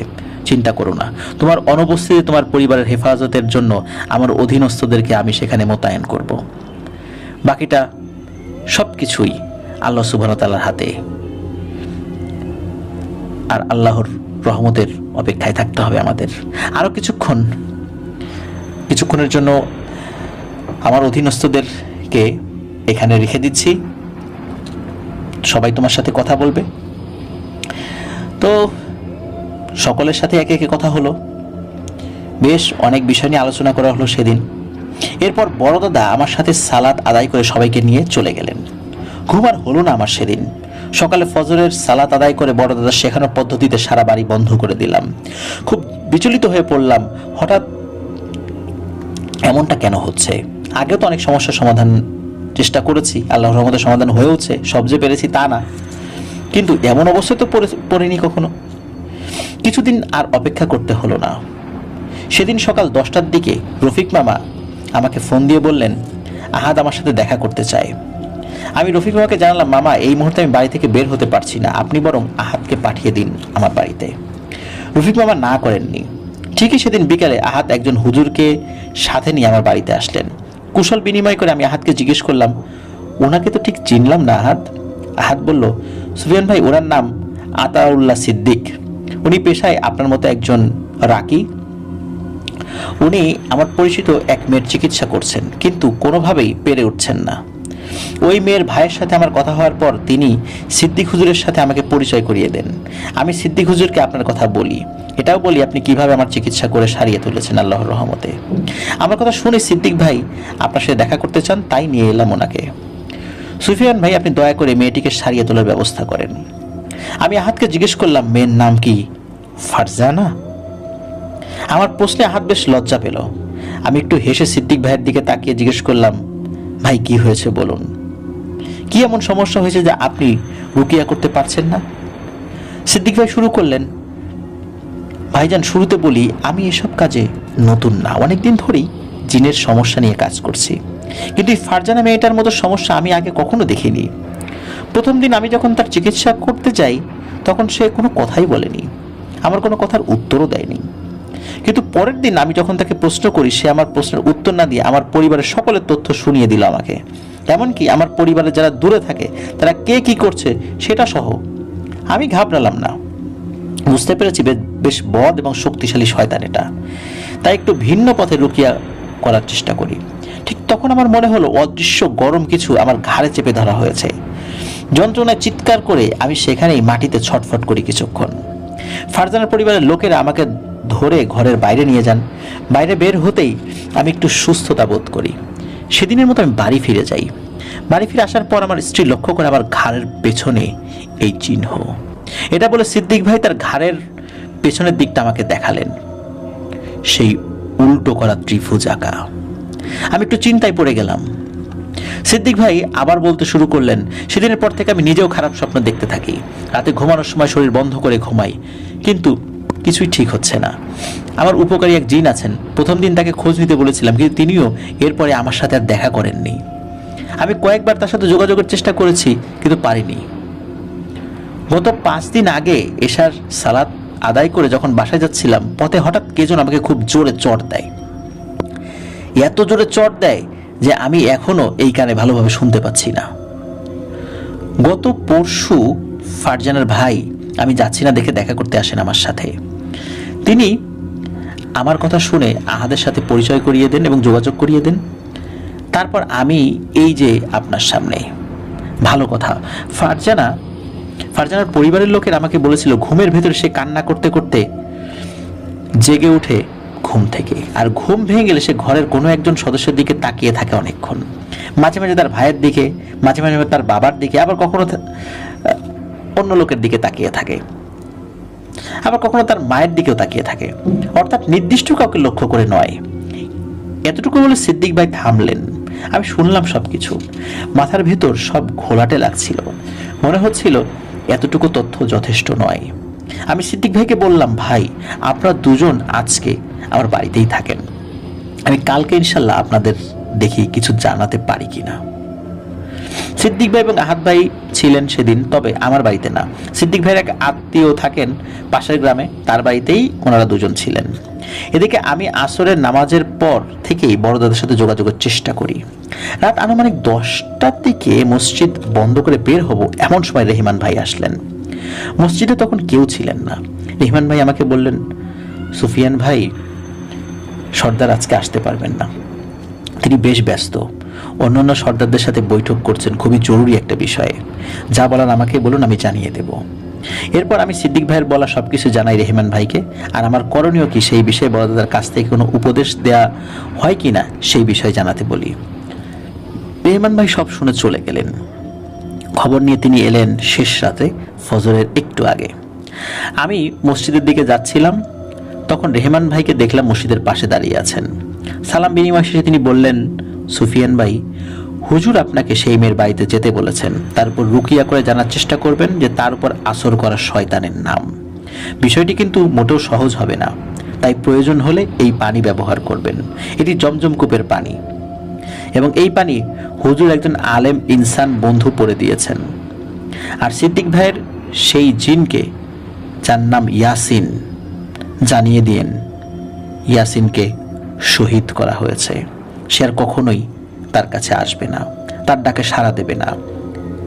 ওই ইয়াসিন যখন তথ্য সংগ্রহ করতে গিয়েছিল, ওই কাফরিয়ানের অনুগত দুষ্টু পিশাচ শ্রেণীর জিনরা তাকে কয়েদ করে ফেলে, আর তাকে নিষ্ঠুরভাবে কষ্ট দিয়ে দিয়ে হত্যা করেছে। কাফরিয়ানের অনুসারীরা এভাবেই অনেককেই হত্যা করেছে। বিষয়টি তাকে জানিয়ে দেবেন। এই বলে একটি কাচের বোতল রেহমান ভাই আমার হাতে দেন। তারপর বিদায় নিয়ে যাওয়ার আগে বললেন, চিন্তা করবেন না ভাই, আপনার পরিবারের হেফাজতের জন্য অনেক জিনকে দায়িত্ব দেওয়া হয়েছে। আপনার অনুপস্থিতি তারা সবাই থাকবে আপনার বাড়ির আশেপাশে। আপনি সাবধানে যাবেন, আর মনে রাখবেন আপনি একা নন। মহান আল্লাহ সুবহানাহু ওয়া তাআলার দয়ায় আমরা সবাই আপনার সাথে আছি, ইনশাআল্লাহ থাকবো শেষ পর্যন্ত, শেষ নিঃশ্বাস পর্যন্ত। আপনি সেখানে পৌঁছেই আমাদের অনেককেই পাবেন ইনশাআল্লাহ। যখনই দরকার হবে ডাকবেন, আমরা চলে আসব। রাব্বি কারিম আপনার হেফাজত করুন। এই বলে রেহমান ভাই চলে গেলেন। আমার খুব খারাপ লাগছিল সেই ইয়াসিন নামক জিনটার কথা স্মরণ করে, যে মানুষের উপকার করার জন্য একটা তথ্য সংগ্রহ করতে গিয়ে কয়েদ হয়ে গিয়ে সেই কাফরিয়ানের অনুগত জিনদের হাতে শহীদ হলেন। কি বলবো সিদ্দিক ভাইকে গিয়ে বুঝে উঠতে পারছিলাম না। আমি মসজিদে গিয়ে সালাত আদায় করে মুয়াজ্জিন সাহেবকে দায়িত্ব বুঝিয়ে দিলাম। সকালে আহাদ এবং সিদ্দিক ভাই আসলে তাদেরকে জানালাম সব কথা। জিনের এই কথা শুনে সিদ্দিক ভাই কি বলবেন বুঝতে পারছিলেন না। যাই হোক, প্রথমে ভালো কথা বলেছিলাম, সিদ্দিক ভাই শুনে খুশি হয়েছিলেন। তিনি বলেন, ভাই আমি মনে মনে চাইছিলাম যে আপনি যেন আমাদের সাথে যান, আলহামদুলিল্লাহ, ধন্যবাদ। আমি বললাম, ধন্যবাদ লাগবে না সিদ্দিক ভাই, আপনার জন্য আরেকটি খারাপ খবর আছে। আপনার উপকার করতেন যে জিন, তার নাম কি ইয়াসিন? সিদ্দিক ভাই আশ্চর্য হয়ে হাসূচক মাথা নাড়লেন। আমি বললাম, তাকে হত্যা করা হয়েছে। আপনি তার জন্য আল্লাহ রাব্বুল আলামিনের কাছে দোয়া করবেন। সিদ্দিক ভাই জিজ্ঞেস করলেন, ভাই আপনি কিভাবে জানলেন? আমি উত্তর দিলাম, আপনার মতো আমাকেও বেশ কয়েকজন মুসলিম জিন সাহায্য করেন, তারাই জানালেন। একথা শুনে সিদ্দিক ভাই কান্নায় ভেঙে পড়লেন। আমি বুঝতে পারলাম যে তাদের দুজনেরই অনেক দিনের বন্ধুত্ব ছিল। তাকে কিছু সান্ত্বনা দেওয়ার বৃথা চেষ্টা করলাম। একটু সুস্থির হলে বললাম, আহাদ ভাই তুমি তোমার বাড়ি চলে যাও, আমি আর সিদ্দিক ভাই ফারজানার বাসার উদ্দেশ্যে রওনা হব। এই বলে আমি ঘরে গেলাম। আমার স্ত্রীকে সব বুঝিয়ে দিয়ে বের হয়ে এলাম বাড়ি থেকে। রওনা ধরলাম এক অনিশ্চিত যুদ্ধের দিকে। ফারজানার বাসায় পৌঁছতে আমাদের জোহরের ওয়াক্তের সালাত পথে আদায় করতে হয়। তার বাবার বাড়ি মংলাতে। জায়গার নামটি এতদিন পরে সঠিকভাবে মনে করতে পারছি না, তবে গ্রামটি মংলা সদর থেকে 2 কিলোমিটার দূরে হবে। ফারজানার বাবা মঞ্জুরুল আলম এলাকার বেশ গণ্যমান্য ব্যক্তি। তিনি সদ্য সাবেক হওয়া চেয়ারম্যান, মানে পূর্বের চেয়ারম্যান ছিলেন। আমি সিদ্দিক ভাইয়ের সাথে যখন তাদের বাড়ির গেটের সামনে পৌঁছাই তখন খেয়াল করি এই বাড়ির আশেপাশের গাছগাছালিতে কোনো পাখির বা প্রকৃতির কোনো সারা শব্দ নেই। বিষয়টা আমি সিদ্দিক ভাইয়ের নজরে আনলাম। তিনিও খেয়াল করলেন এবং বললেন, ভাই আগেও এমন ছিল, তবে আমি খেয়াল করিনি। আজ আপনি বলার পরে চোখে পড়ল বিষয়টা, চলেন ভেতরে যাই। আমরা বাড়ির ভেতরে ঢুকবো তখন গেটের কাছ থেকে ভেতরে চিৎকার চেঁচামেচি শব্দ শুনতে পাই। গেট দিয়ে ভেতরে গিয়ে আমি উঠোনে দাঁড়াই। সিদ্দিক ভাই ভেতরে গিয়ে ফারজানার ভাই ও বাবাকে নিয়ে আসেন। আমরা একে অপরের সাথে সালাম বিনিময় করলাম। ফারজানার বাবা বললেন, হুজুর আসেন, ভেতরে এসে বসেন, মেয়ের চিকিৎসা চলছে, একটু শেষ হলেই আপনার সামনে নিয়ে আসবো। আমি জিজ্ঞেস করলাম, ডাক্তার এনেছেন নাকি? তিনি বললেন, না ডাক্তার না, ভালো একজন নামকরা কবিরাজ পটুয়াখালী থেকে এসেছেন। আমি বললাম, চাচা আমাকে নিয়ে চলুন, আমি দেখতে চাই কবিরাজ সাহেব কিভাবে কাজ করেন। মঞ্জু চাচা একটু ইতস্তত করলেও নিয়ে গেলেন আমাকে। ভেতরে গিয়ে অবস্থা দেখে আমার মাথায় রক্ত উঠে গেল। কবিরাজের সামনে ফারজানাকে কবিরাজের একজন ছেলে অ্যাসিস্ট্যান্ট চেপে ধরে রেখেছে, আর কবিরাজ শুকনো মরিচ বা এই জাতীয় কিছু মেয়েটার নাকে চেপে ধরেছে। কষ্ট পাচ্ছিল মেয়েটা। এসব দেখে আমি আর মেজাজ ঠিক রাখতে পারলাম না। আমি বললাম যে বন্ধ করেন এগুলো, এখনই বন্ধ করবেন। ফারজানার বাবার দিকে তাকিয়ে জিজ্ঞেস করলাম, চাচা আপনি পূর্ণবয়স্ক মেয়েটাকে এমন পর্দাহীনভাবে দুজন পুরুষ মানুষের কাছে চিকিৎসা করতে দিচ্ছেন? এমন চিকিৎসার থেকে তো মারা যাওয়া উত্তম। ভয় করেন না কেন আপনারা? এর জবাব তো দিতে হবে বাবা হিসাবে আল্লাহ তাআলার কাছে। এগুলো বন্ধ করেন চাচা। একটা সমস্যা সমাধান করতে গিয়ে আরো পাপ করবেন না দয়া করে। মঞ্জু চাচা একটু ইতস্তত করছিলেন দেখে আমি আবার বললাম, আপনারা যদি এসব বুজরুকি বন্ধ না করেন তাহলে আমি এক্ষুনি এখান থেকে চলে যাব। আর যদি চলে যেতে হয় এসব পাপ কাজের কারণে, তাহলে আর আপনি আমাকে পাবেন না বলে দিলাম।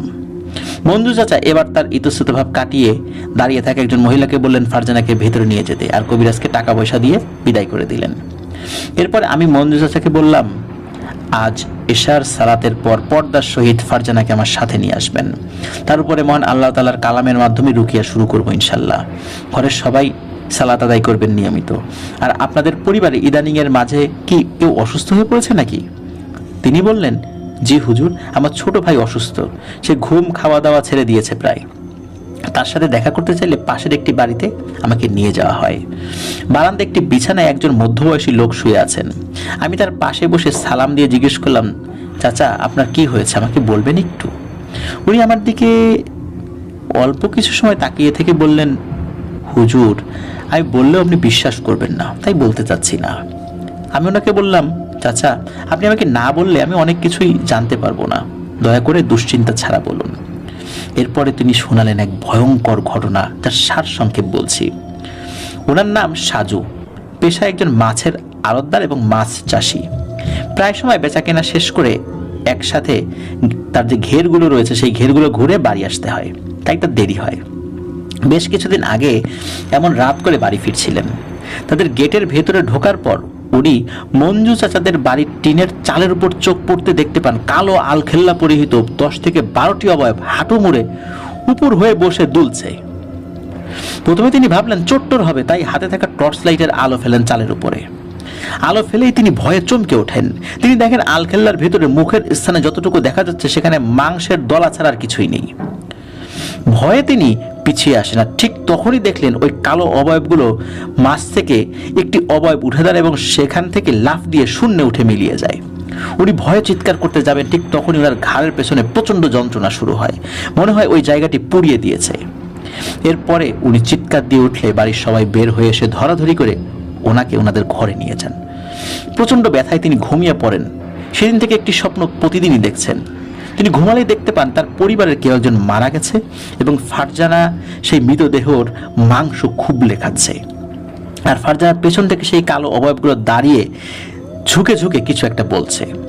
প্রতিবার ঘুমের সময় তিনি পরিবারের ভিন্ন ভিন্ন সদস্যকে মৃত অবস্থায় দেখতে পান, আর ফারজানাকে দেখেন তার শরীরে মাংস ভক্ষণ করতে। এই স্বপ্নের ভয়ে তিনি ঘুমাতে পারছেন না, খেতে পারছেন না, এমন একটা অবস্থা চলছে। সবচেয়ে বড় কথা হলো, রাত হলেই তিনি তার টিনের চালের উপর হাঁটা চলার শব্দ শুনতে পান। মাঝে একদিন তার মাথার কাছের জানালার ওপাশ থেকে একটি শব্দ শুনতে পান। তার মতে অ্যাজমা রোগীদের শ্বাস টান উঠলে যেমন শব্দ হয়, ঠিক তেমন শব্দ। শব্দ শুনে তিনি মাথা উঠিয়ে বাইরে তাকিয়ে দেখেন সেই কালো অবয়বটি দাঁড়িয়ে আছে। শব্দটি আসছে তার মুখের স্থানে যে মাংসপিণ্ড রয়েছে সেখান থেকে, আর সেই মাংসপিণ্ডটি নিঃশ্বাসের সাথে সাথে আমাদের বুক যেভাবে ওঠানামা করে ঠিক সেভাবে ওঠানামা করছে। এটা দেখে ভয় চিৎকার দিয়ে তিনি অজ্ঞান হয়ে যান। এরপরে বাড়ির লোকজন এসে ওনাকে পানি টানি দিয়ে জ্ঞান ফেরান। আমি খুব মনোযোগ দিয়ে ওনার কথা শুনলাম। তারপর ঘাড়ের পেছন দিকে পরীক্ষা করে দেখি সেই একই চিহ্ন, উল্টো করে ত্রিভুজ। বেশ বুঝতে পারছিলাম আমি পিশাচগুলোর মাঝখানে এসে পড়েছি। দেরি না করে বের হয়ে আসলাম সেই ঘর থেকে। রাতে মসজিদে এশার সালাত আদায় করে একটু নির্জনতার খোঁজে এদিক ওদিক হাঁটছিলাম, আর বড় দাদা বা কারোর সাথে যোগাযোগ করার চেষ্টা করছিলাম। কিছু সময় পরে হামজা ভাই এলেন। সালাম বিনিময় শেষে আমি ওনাকে সব খুলে বললাম। উনি সব শুনে আমাকে বললেন, সুফিয়ান ভাই, আমরা জানি এমন কিছু হচ্ছে এবং কিছু করতে না পারলে সামনে আরো হবে। খুব তাড়াতাড়ি কিছু একটা করতে না পারলে ফারজানার ছোট চাচার মৃত্যুর মাধ্যমে শুরু হবে ওনাদের পরিবারে মৃত্যুর মিছিল। আপনি ফারজানার পাশাপাশি তার চাচার উপরে রুকিয়া পরিচালনা করেন। আপনি শুধু এই পিশাচটাকে আল্লাহ তাআলার কালামের মাধ্যমে বের করে আনেন, বাকিটা আমরা বুঝে নেব ওকে কি করতে হয়। আর ফারজানার রুকিয়া করতে আপনার সময় লাগবে, কিন্তু আপনি রুকিয়া বন্ধ করবেন না। ইনশাল্লাহ এর মাঝে আল্লাহ সুবহানাহু ওয়া তাআলার সাহায্য ইনশাল্লাহ অবশ্যই আসবে। মনে রাখবেন, রুকিয়া শুরু করার পর আপনার সাথেও শয়তানগুলো দেখা হবে, তাই সব সময় সাবধান। কথাগুলো বলে হামজা ভাই চলে গেলেন। আমি ফিরে আসলাম ফারজানার বাড়িতে। এসে দেখি বাড়ির বারান্দার ঘরে ফারজানাকে পর্দার সাথে মেঝেতে পাটি বিছিয়ে বসিয়ে রাখা হয়েছে। হাতে তার খালা বসেছেন, অদূরে তার বাবা, ভাই, মেজো চাচা বসে আছেন। আমি ফারজানার বিপরীতে বসে পড়লাম। ব্যাগ থেকে আমার সব সফরের সঙ্গী পবিত্র কোরআন শরীফ বের করে আনলাম, আর বের করলাম বড় দাদার পাঠানো সেই পানি। তারপর ফারজানার উদ্দেশ্যে সালাম দিয়ে বললাম, বোন, কেমন আছো তুমি? কেমন লাগছে তোমার? কি হয়েছে তোমার? আমাকে বলো, আমি তোমাকে সাহায্য করতে এসেছি।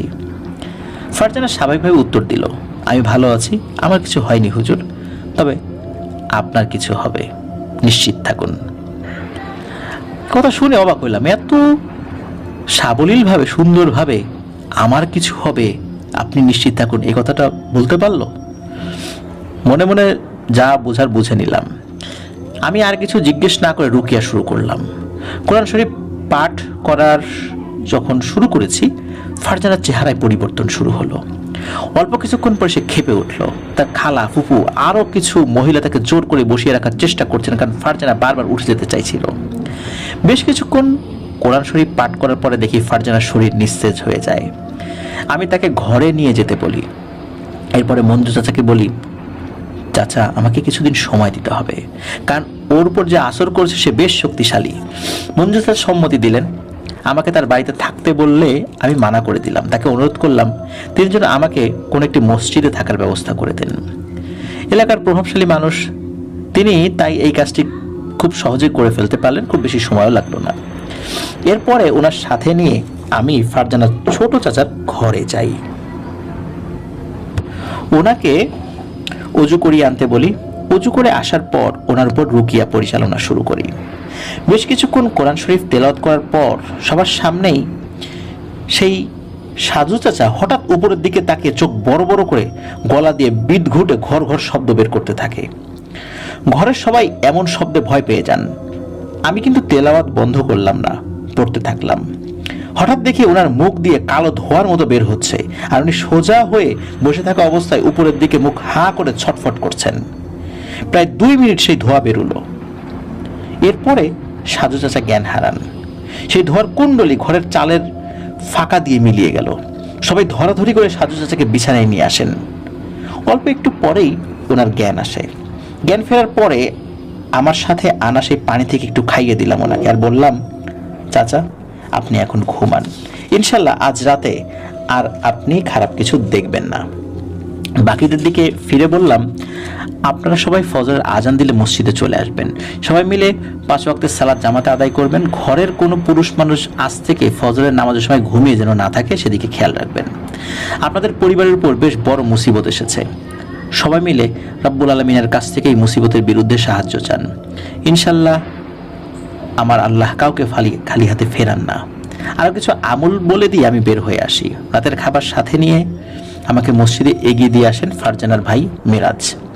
পথে হাঁটতে হাঁটতে সে বলে, হুজুর আমার বোন ভালো হবে তো? খুব কষ্ট লাগে ও যখন পাগলামি শুরু করে, আমার আদরের বোন।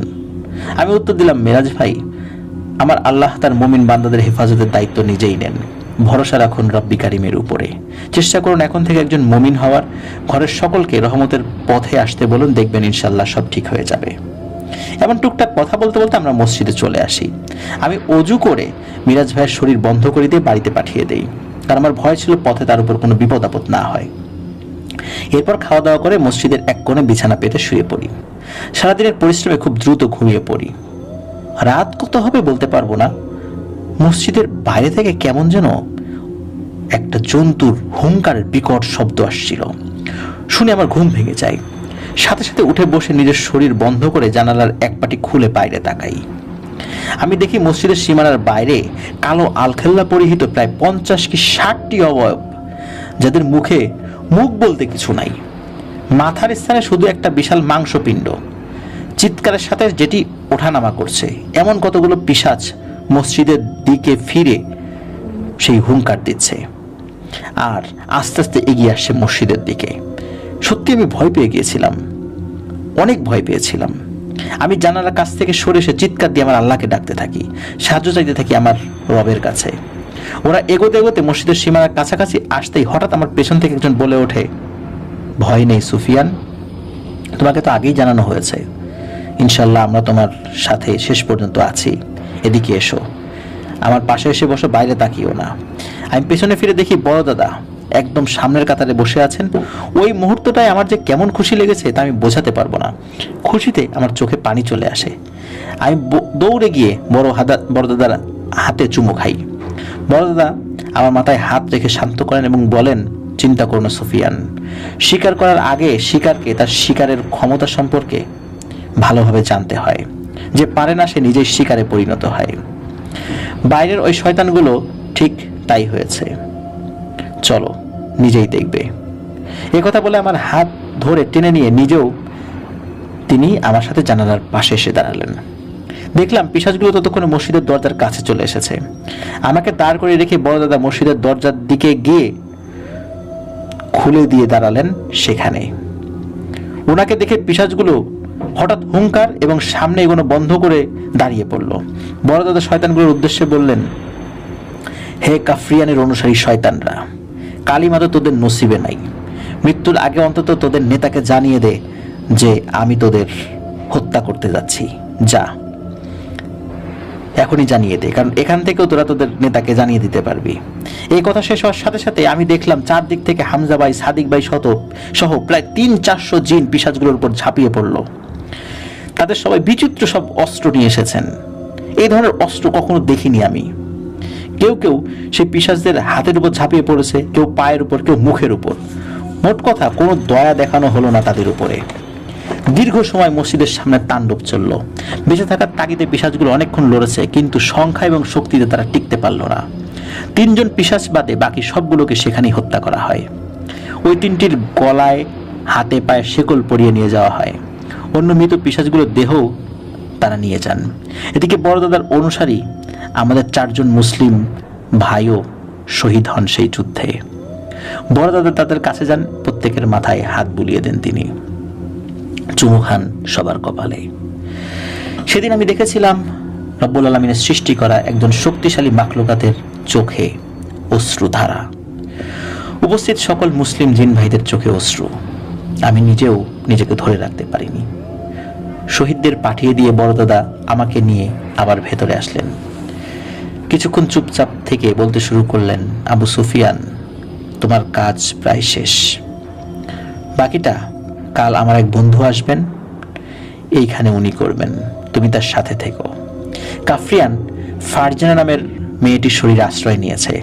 ভালোভাবে অনেক সময় নিয়ে খোঁজ নেওয়ার পরে আমি আসল ঘটনা জানতে পেরেছি। তোমার মামা মরহুম সুলাইমান শেখ যে কাজটি করতে গিয়ে আহত হয়ে ফেরেন, সেই কাজ করার সময় তিনি কাফরিয়ানের ছেলেকে হত্যা করতে সক্ষম হন এবং তার ছেলের সাথে থাকা কাফরিয়ানের আদলে তৈরি কালো পাথরের একটি মূর্তি তিনি সাথে নিয়ে যান রফিক সাহেবের বাসায়। 2 দিন পরে তোমার মামা ভুল তথ্যের ভিত্তিতে আবার বের হয়ে যান কাজ শেষ করতে এবং ভেলাত কাফরিয়ানের শিকারে পরিণত হন। রফিকের বাসা থেকে বের হওয়ার আগে সেই মূর্তিটি রফিকের কাছে আমানত হিসাবে রেখে আসেন, কিন্তু নতুন বাড়িতে ওঠার সময় তিনি সেটি হারিয়ে ফেলেন, যা পরবর্তীতে আহাদ খুঁজে পায় এবং আবেগের বশবর্তী হয়ে ফারজানাকে সেটি আবার উপহার দেয়, যেহেতু আহাদ ফারজানাকে পছন্দ করত। এরপর থেকে ফারজানা অসুস্থ হতে থাকে। ভেলাত চেয়েছে ফারজানার আপন কাউকে সে বাঁচিয়ে রাখবে না, একজন একজন করে স্বীকার করবে। এই জন্য সে তার অনুসারীদেরকে নিয়ে ফারজানার পরিবারের মাঝে বিভীষিকার মতো প্রবেশ করে। আলহামদুলিল্লাহ, সব ভালোভাবেই রব্বি কারিমের দয়ায় শেষ হচ্ছে। তোমার পরিবারের হেফাজতের দায়িত্ব এই রেহমান তার দলবল নিয়ে আছে, চিন্তা করো না তাদের নিয়ে। কাফরিয়ানকে জীবিত অবস্থায় ধরা খুবই জরুরি, অনেক হিসাব আছে তার সাথে আমাদের। কিন্তু তোমাকে একটা কথা বলে দেই, সেদিন তোমাকে কাফরিয়ানে যে পুটুলিটা পাঠিয়েছিল সেটা হাত দিয়ে ধরা উচিত হয়নি তোমার। খারাপ রকমের জাদু করা ছিল তাতে।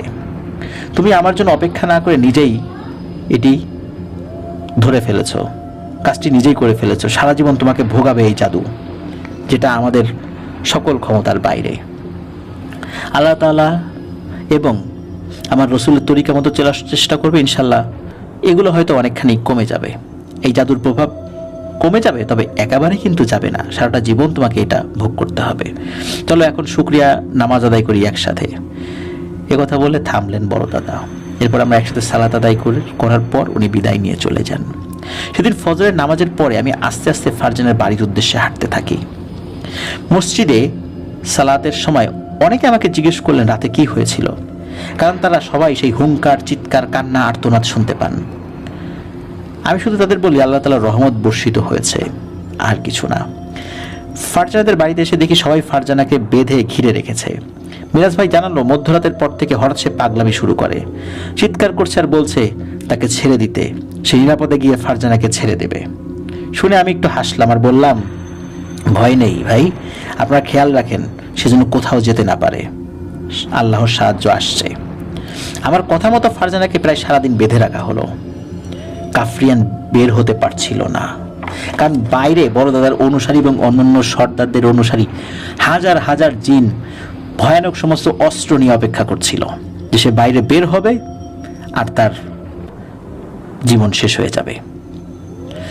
মাগরিবের সালাতের পর একজন বয়স্ক হুজুর আসেন ফারজানার বাড়িতে, তার সাথে আরো 4 জন এসেছেন। আমি তাকে একবার দেখে চিনতে পেরেছি। উনি দক্ষিণবঙ্গের বিখ্যাত আলেম হাফেজ শাহ হুজুর। উনি বাড়িতে ঢুকেই আমাকে কাছে ডাকলেন। আমি কাছে এসে সালাম বিনিময় করলাম ওনার সাথে। উনি বললেন, বাবা সুফিয়ান, আমি তোমার কথা শুনেছি। রব্বুল আলামিনের কাছে দোয়া করে তিনি যেন তোমাকে শেফা দান করেন। এরপর আরো কিছুক্ষণ কথার পরে উনি উঠোনে এসে কিছু ময়দা পরে ছিটিয়ে দিলেন। তারপর ফারজানাকে নিয়ে আসতে বললেন। ওনার সাথে আসা 4 জন 4 কোণায় দাঁড়িয়ে পড়লেন। মাঝখানে ফারজানাকে বসিয়ে শুরু করলেন রুকিয়া। ওই 4 জন হুজুর চারদিক থেকে ফারজানার শরীরে পানি ছিটাচ্ছিলেন। আমি লক্ষ্য করছিলাম হাফেজ হুজুরের রুকিয়া পদ্ধতি। উনি এমন সব আমল করছেন যা আমি জানতাম না। অল্প কিছুক্ষণ পরে সকলের চোখের সামনে ফারজানার মুখ দিয়ে কালো ধোঁয়া বের হতে থাকে। ধোঁয়াটা বের হয়ে উপরের দিকে উঠতে থাকলো। সবাই ফারজানার দিকে তাকিয়েছিলেন। আমি দেখছিলাম ধোঁয়াটা কোথায় যায়। অল্প একটু উপরে ওঠার পরে দেখলাম বাড়ির বাইরের এক নারকেল গাছ থেকে 4-5টি আলো খুব দ্রুত এসে ধোঁয়ার কুণ্ডলিটাকে নিয়ে শূন্যে মিলিয়ে গেল। এদিকে ফারজানা অনবরত বমি করছে, কিন্তু তার বমির সাথে বের হচ্ছে নখ, চুল, কালো সুতা দিয়ে মোড়ানো এক টুকরো লাল কাপড়, এবং শেষে বের হয়ে এলো ছোট্ট কালো পাথরের একটি মূর্তি। হাফেজ শাহ হুজুর মূর্তিটি নিয়ে চলে যান। যাওয়ার সময় আমাকে বলেন, বাবা, রব্বুল আলামিনের পথে চলতে হলে অনেক বাধা আসে। সেই বাধা কাটিয়ে যদি অল্প কিছু সময়ও কেউ বাঁচে, আমি মনে করি সেটাই তার জন্য অনেক বেশি। ভালো থেকো। পরের ঘটনা অনেক সংক্ষিপ্ত। ফারজানা আস্তে আস্তে সুস্থ হয়ে ওঠে। তার পরিবারেও আর কোনো সমস্যা হয়নি। সমস্যা যা হয়েছিল আমার, সে এক অন্য ঘটনা। ইনশাল্লাহ বেঁচে থাকলে কোনো একদিন বলবো। প্রিয় লিসেনার্স, কেমন লাগলো ঘটনাটি? কাফরিয়ানকে কিন্তু ধরে নেওয়া হলো। তার সাথে কি হিসাব নিকাশ হয়েছিল সেটা আমরা এখনো জানতে পারিনি। অবশ্যই তার পরিণতি কি হয়েছিল আপনারা বুঝতে পারছেন। অসংখ্য জিনকে নির্বিচারে, বিভিন্ন ধর্মের জিনকে তার নিজের প্রয়োজন মতো বলি দিয়েছে। ঠিক যেমন কিছু নরপিশাচরা মানুষকে বলি দেয়, ঠিক ভেলাত কাফরিয়ানও জিনদেরকেও বলি দিয়েছে। মানুষদেরকেও তার কাজ চরিতার্থ করার জন্য ব্যবহার করেছে, হত্যা করেছে। এই কারণে জিন সম্প্রদায়ও তাকে খুঁজছিল। আর এরা সবাই ছিল শয়তানের অনুসারী। উল্টো ত্রিভুজ এটি কিন্তু জাদুবিদ্যার একটি চিহ্ন। অনেক সময় মানুষরাও এটা ব্যবহার করে। আপনারা দেখবেন যে ইলুমিনাতিতে এটাও ব্যবহৃত হয়। প্রিয় লিসেনার্স, দীর্ঘ একটি ঘটনা ছিল, আসলে দীর্ঘ। আমার বলা ভেলাত কাফরিয়ানের ঘটনাটিও আমার মনে হচ্ছে যে এখন পর্যন্ত যতগুলো বড় ঘটনা বলেছি, দিলু মিয়ার ঘটনা, তারপরে অতল পানির বিভীষিকা, এসবগুলো থেকে এই ঘটনাটি বড়ই বলতে হবে আমার কাছে মনে হচ্ছে আর কি। প্রিয় লিসেনার্স, আজকে বিদায় নিতে চাচ্ছি। আশা করছি ঘটনাটি আপনাদের সকলের কাছে ভালো লেগেছে।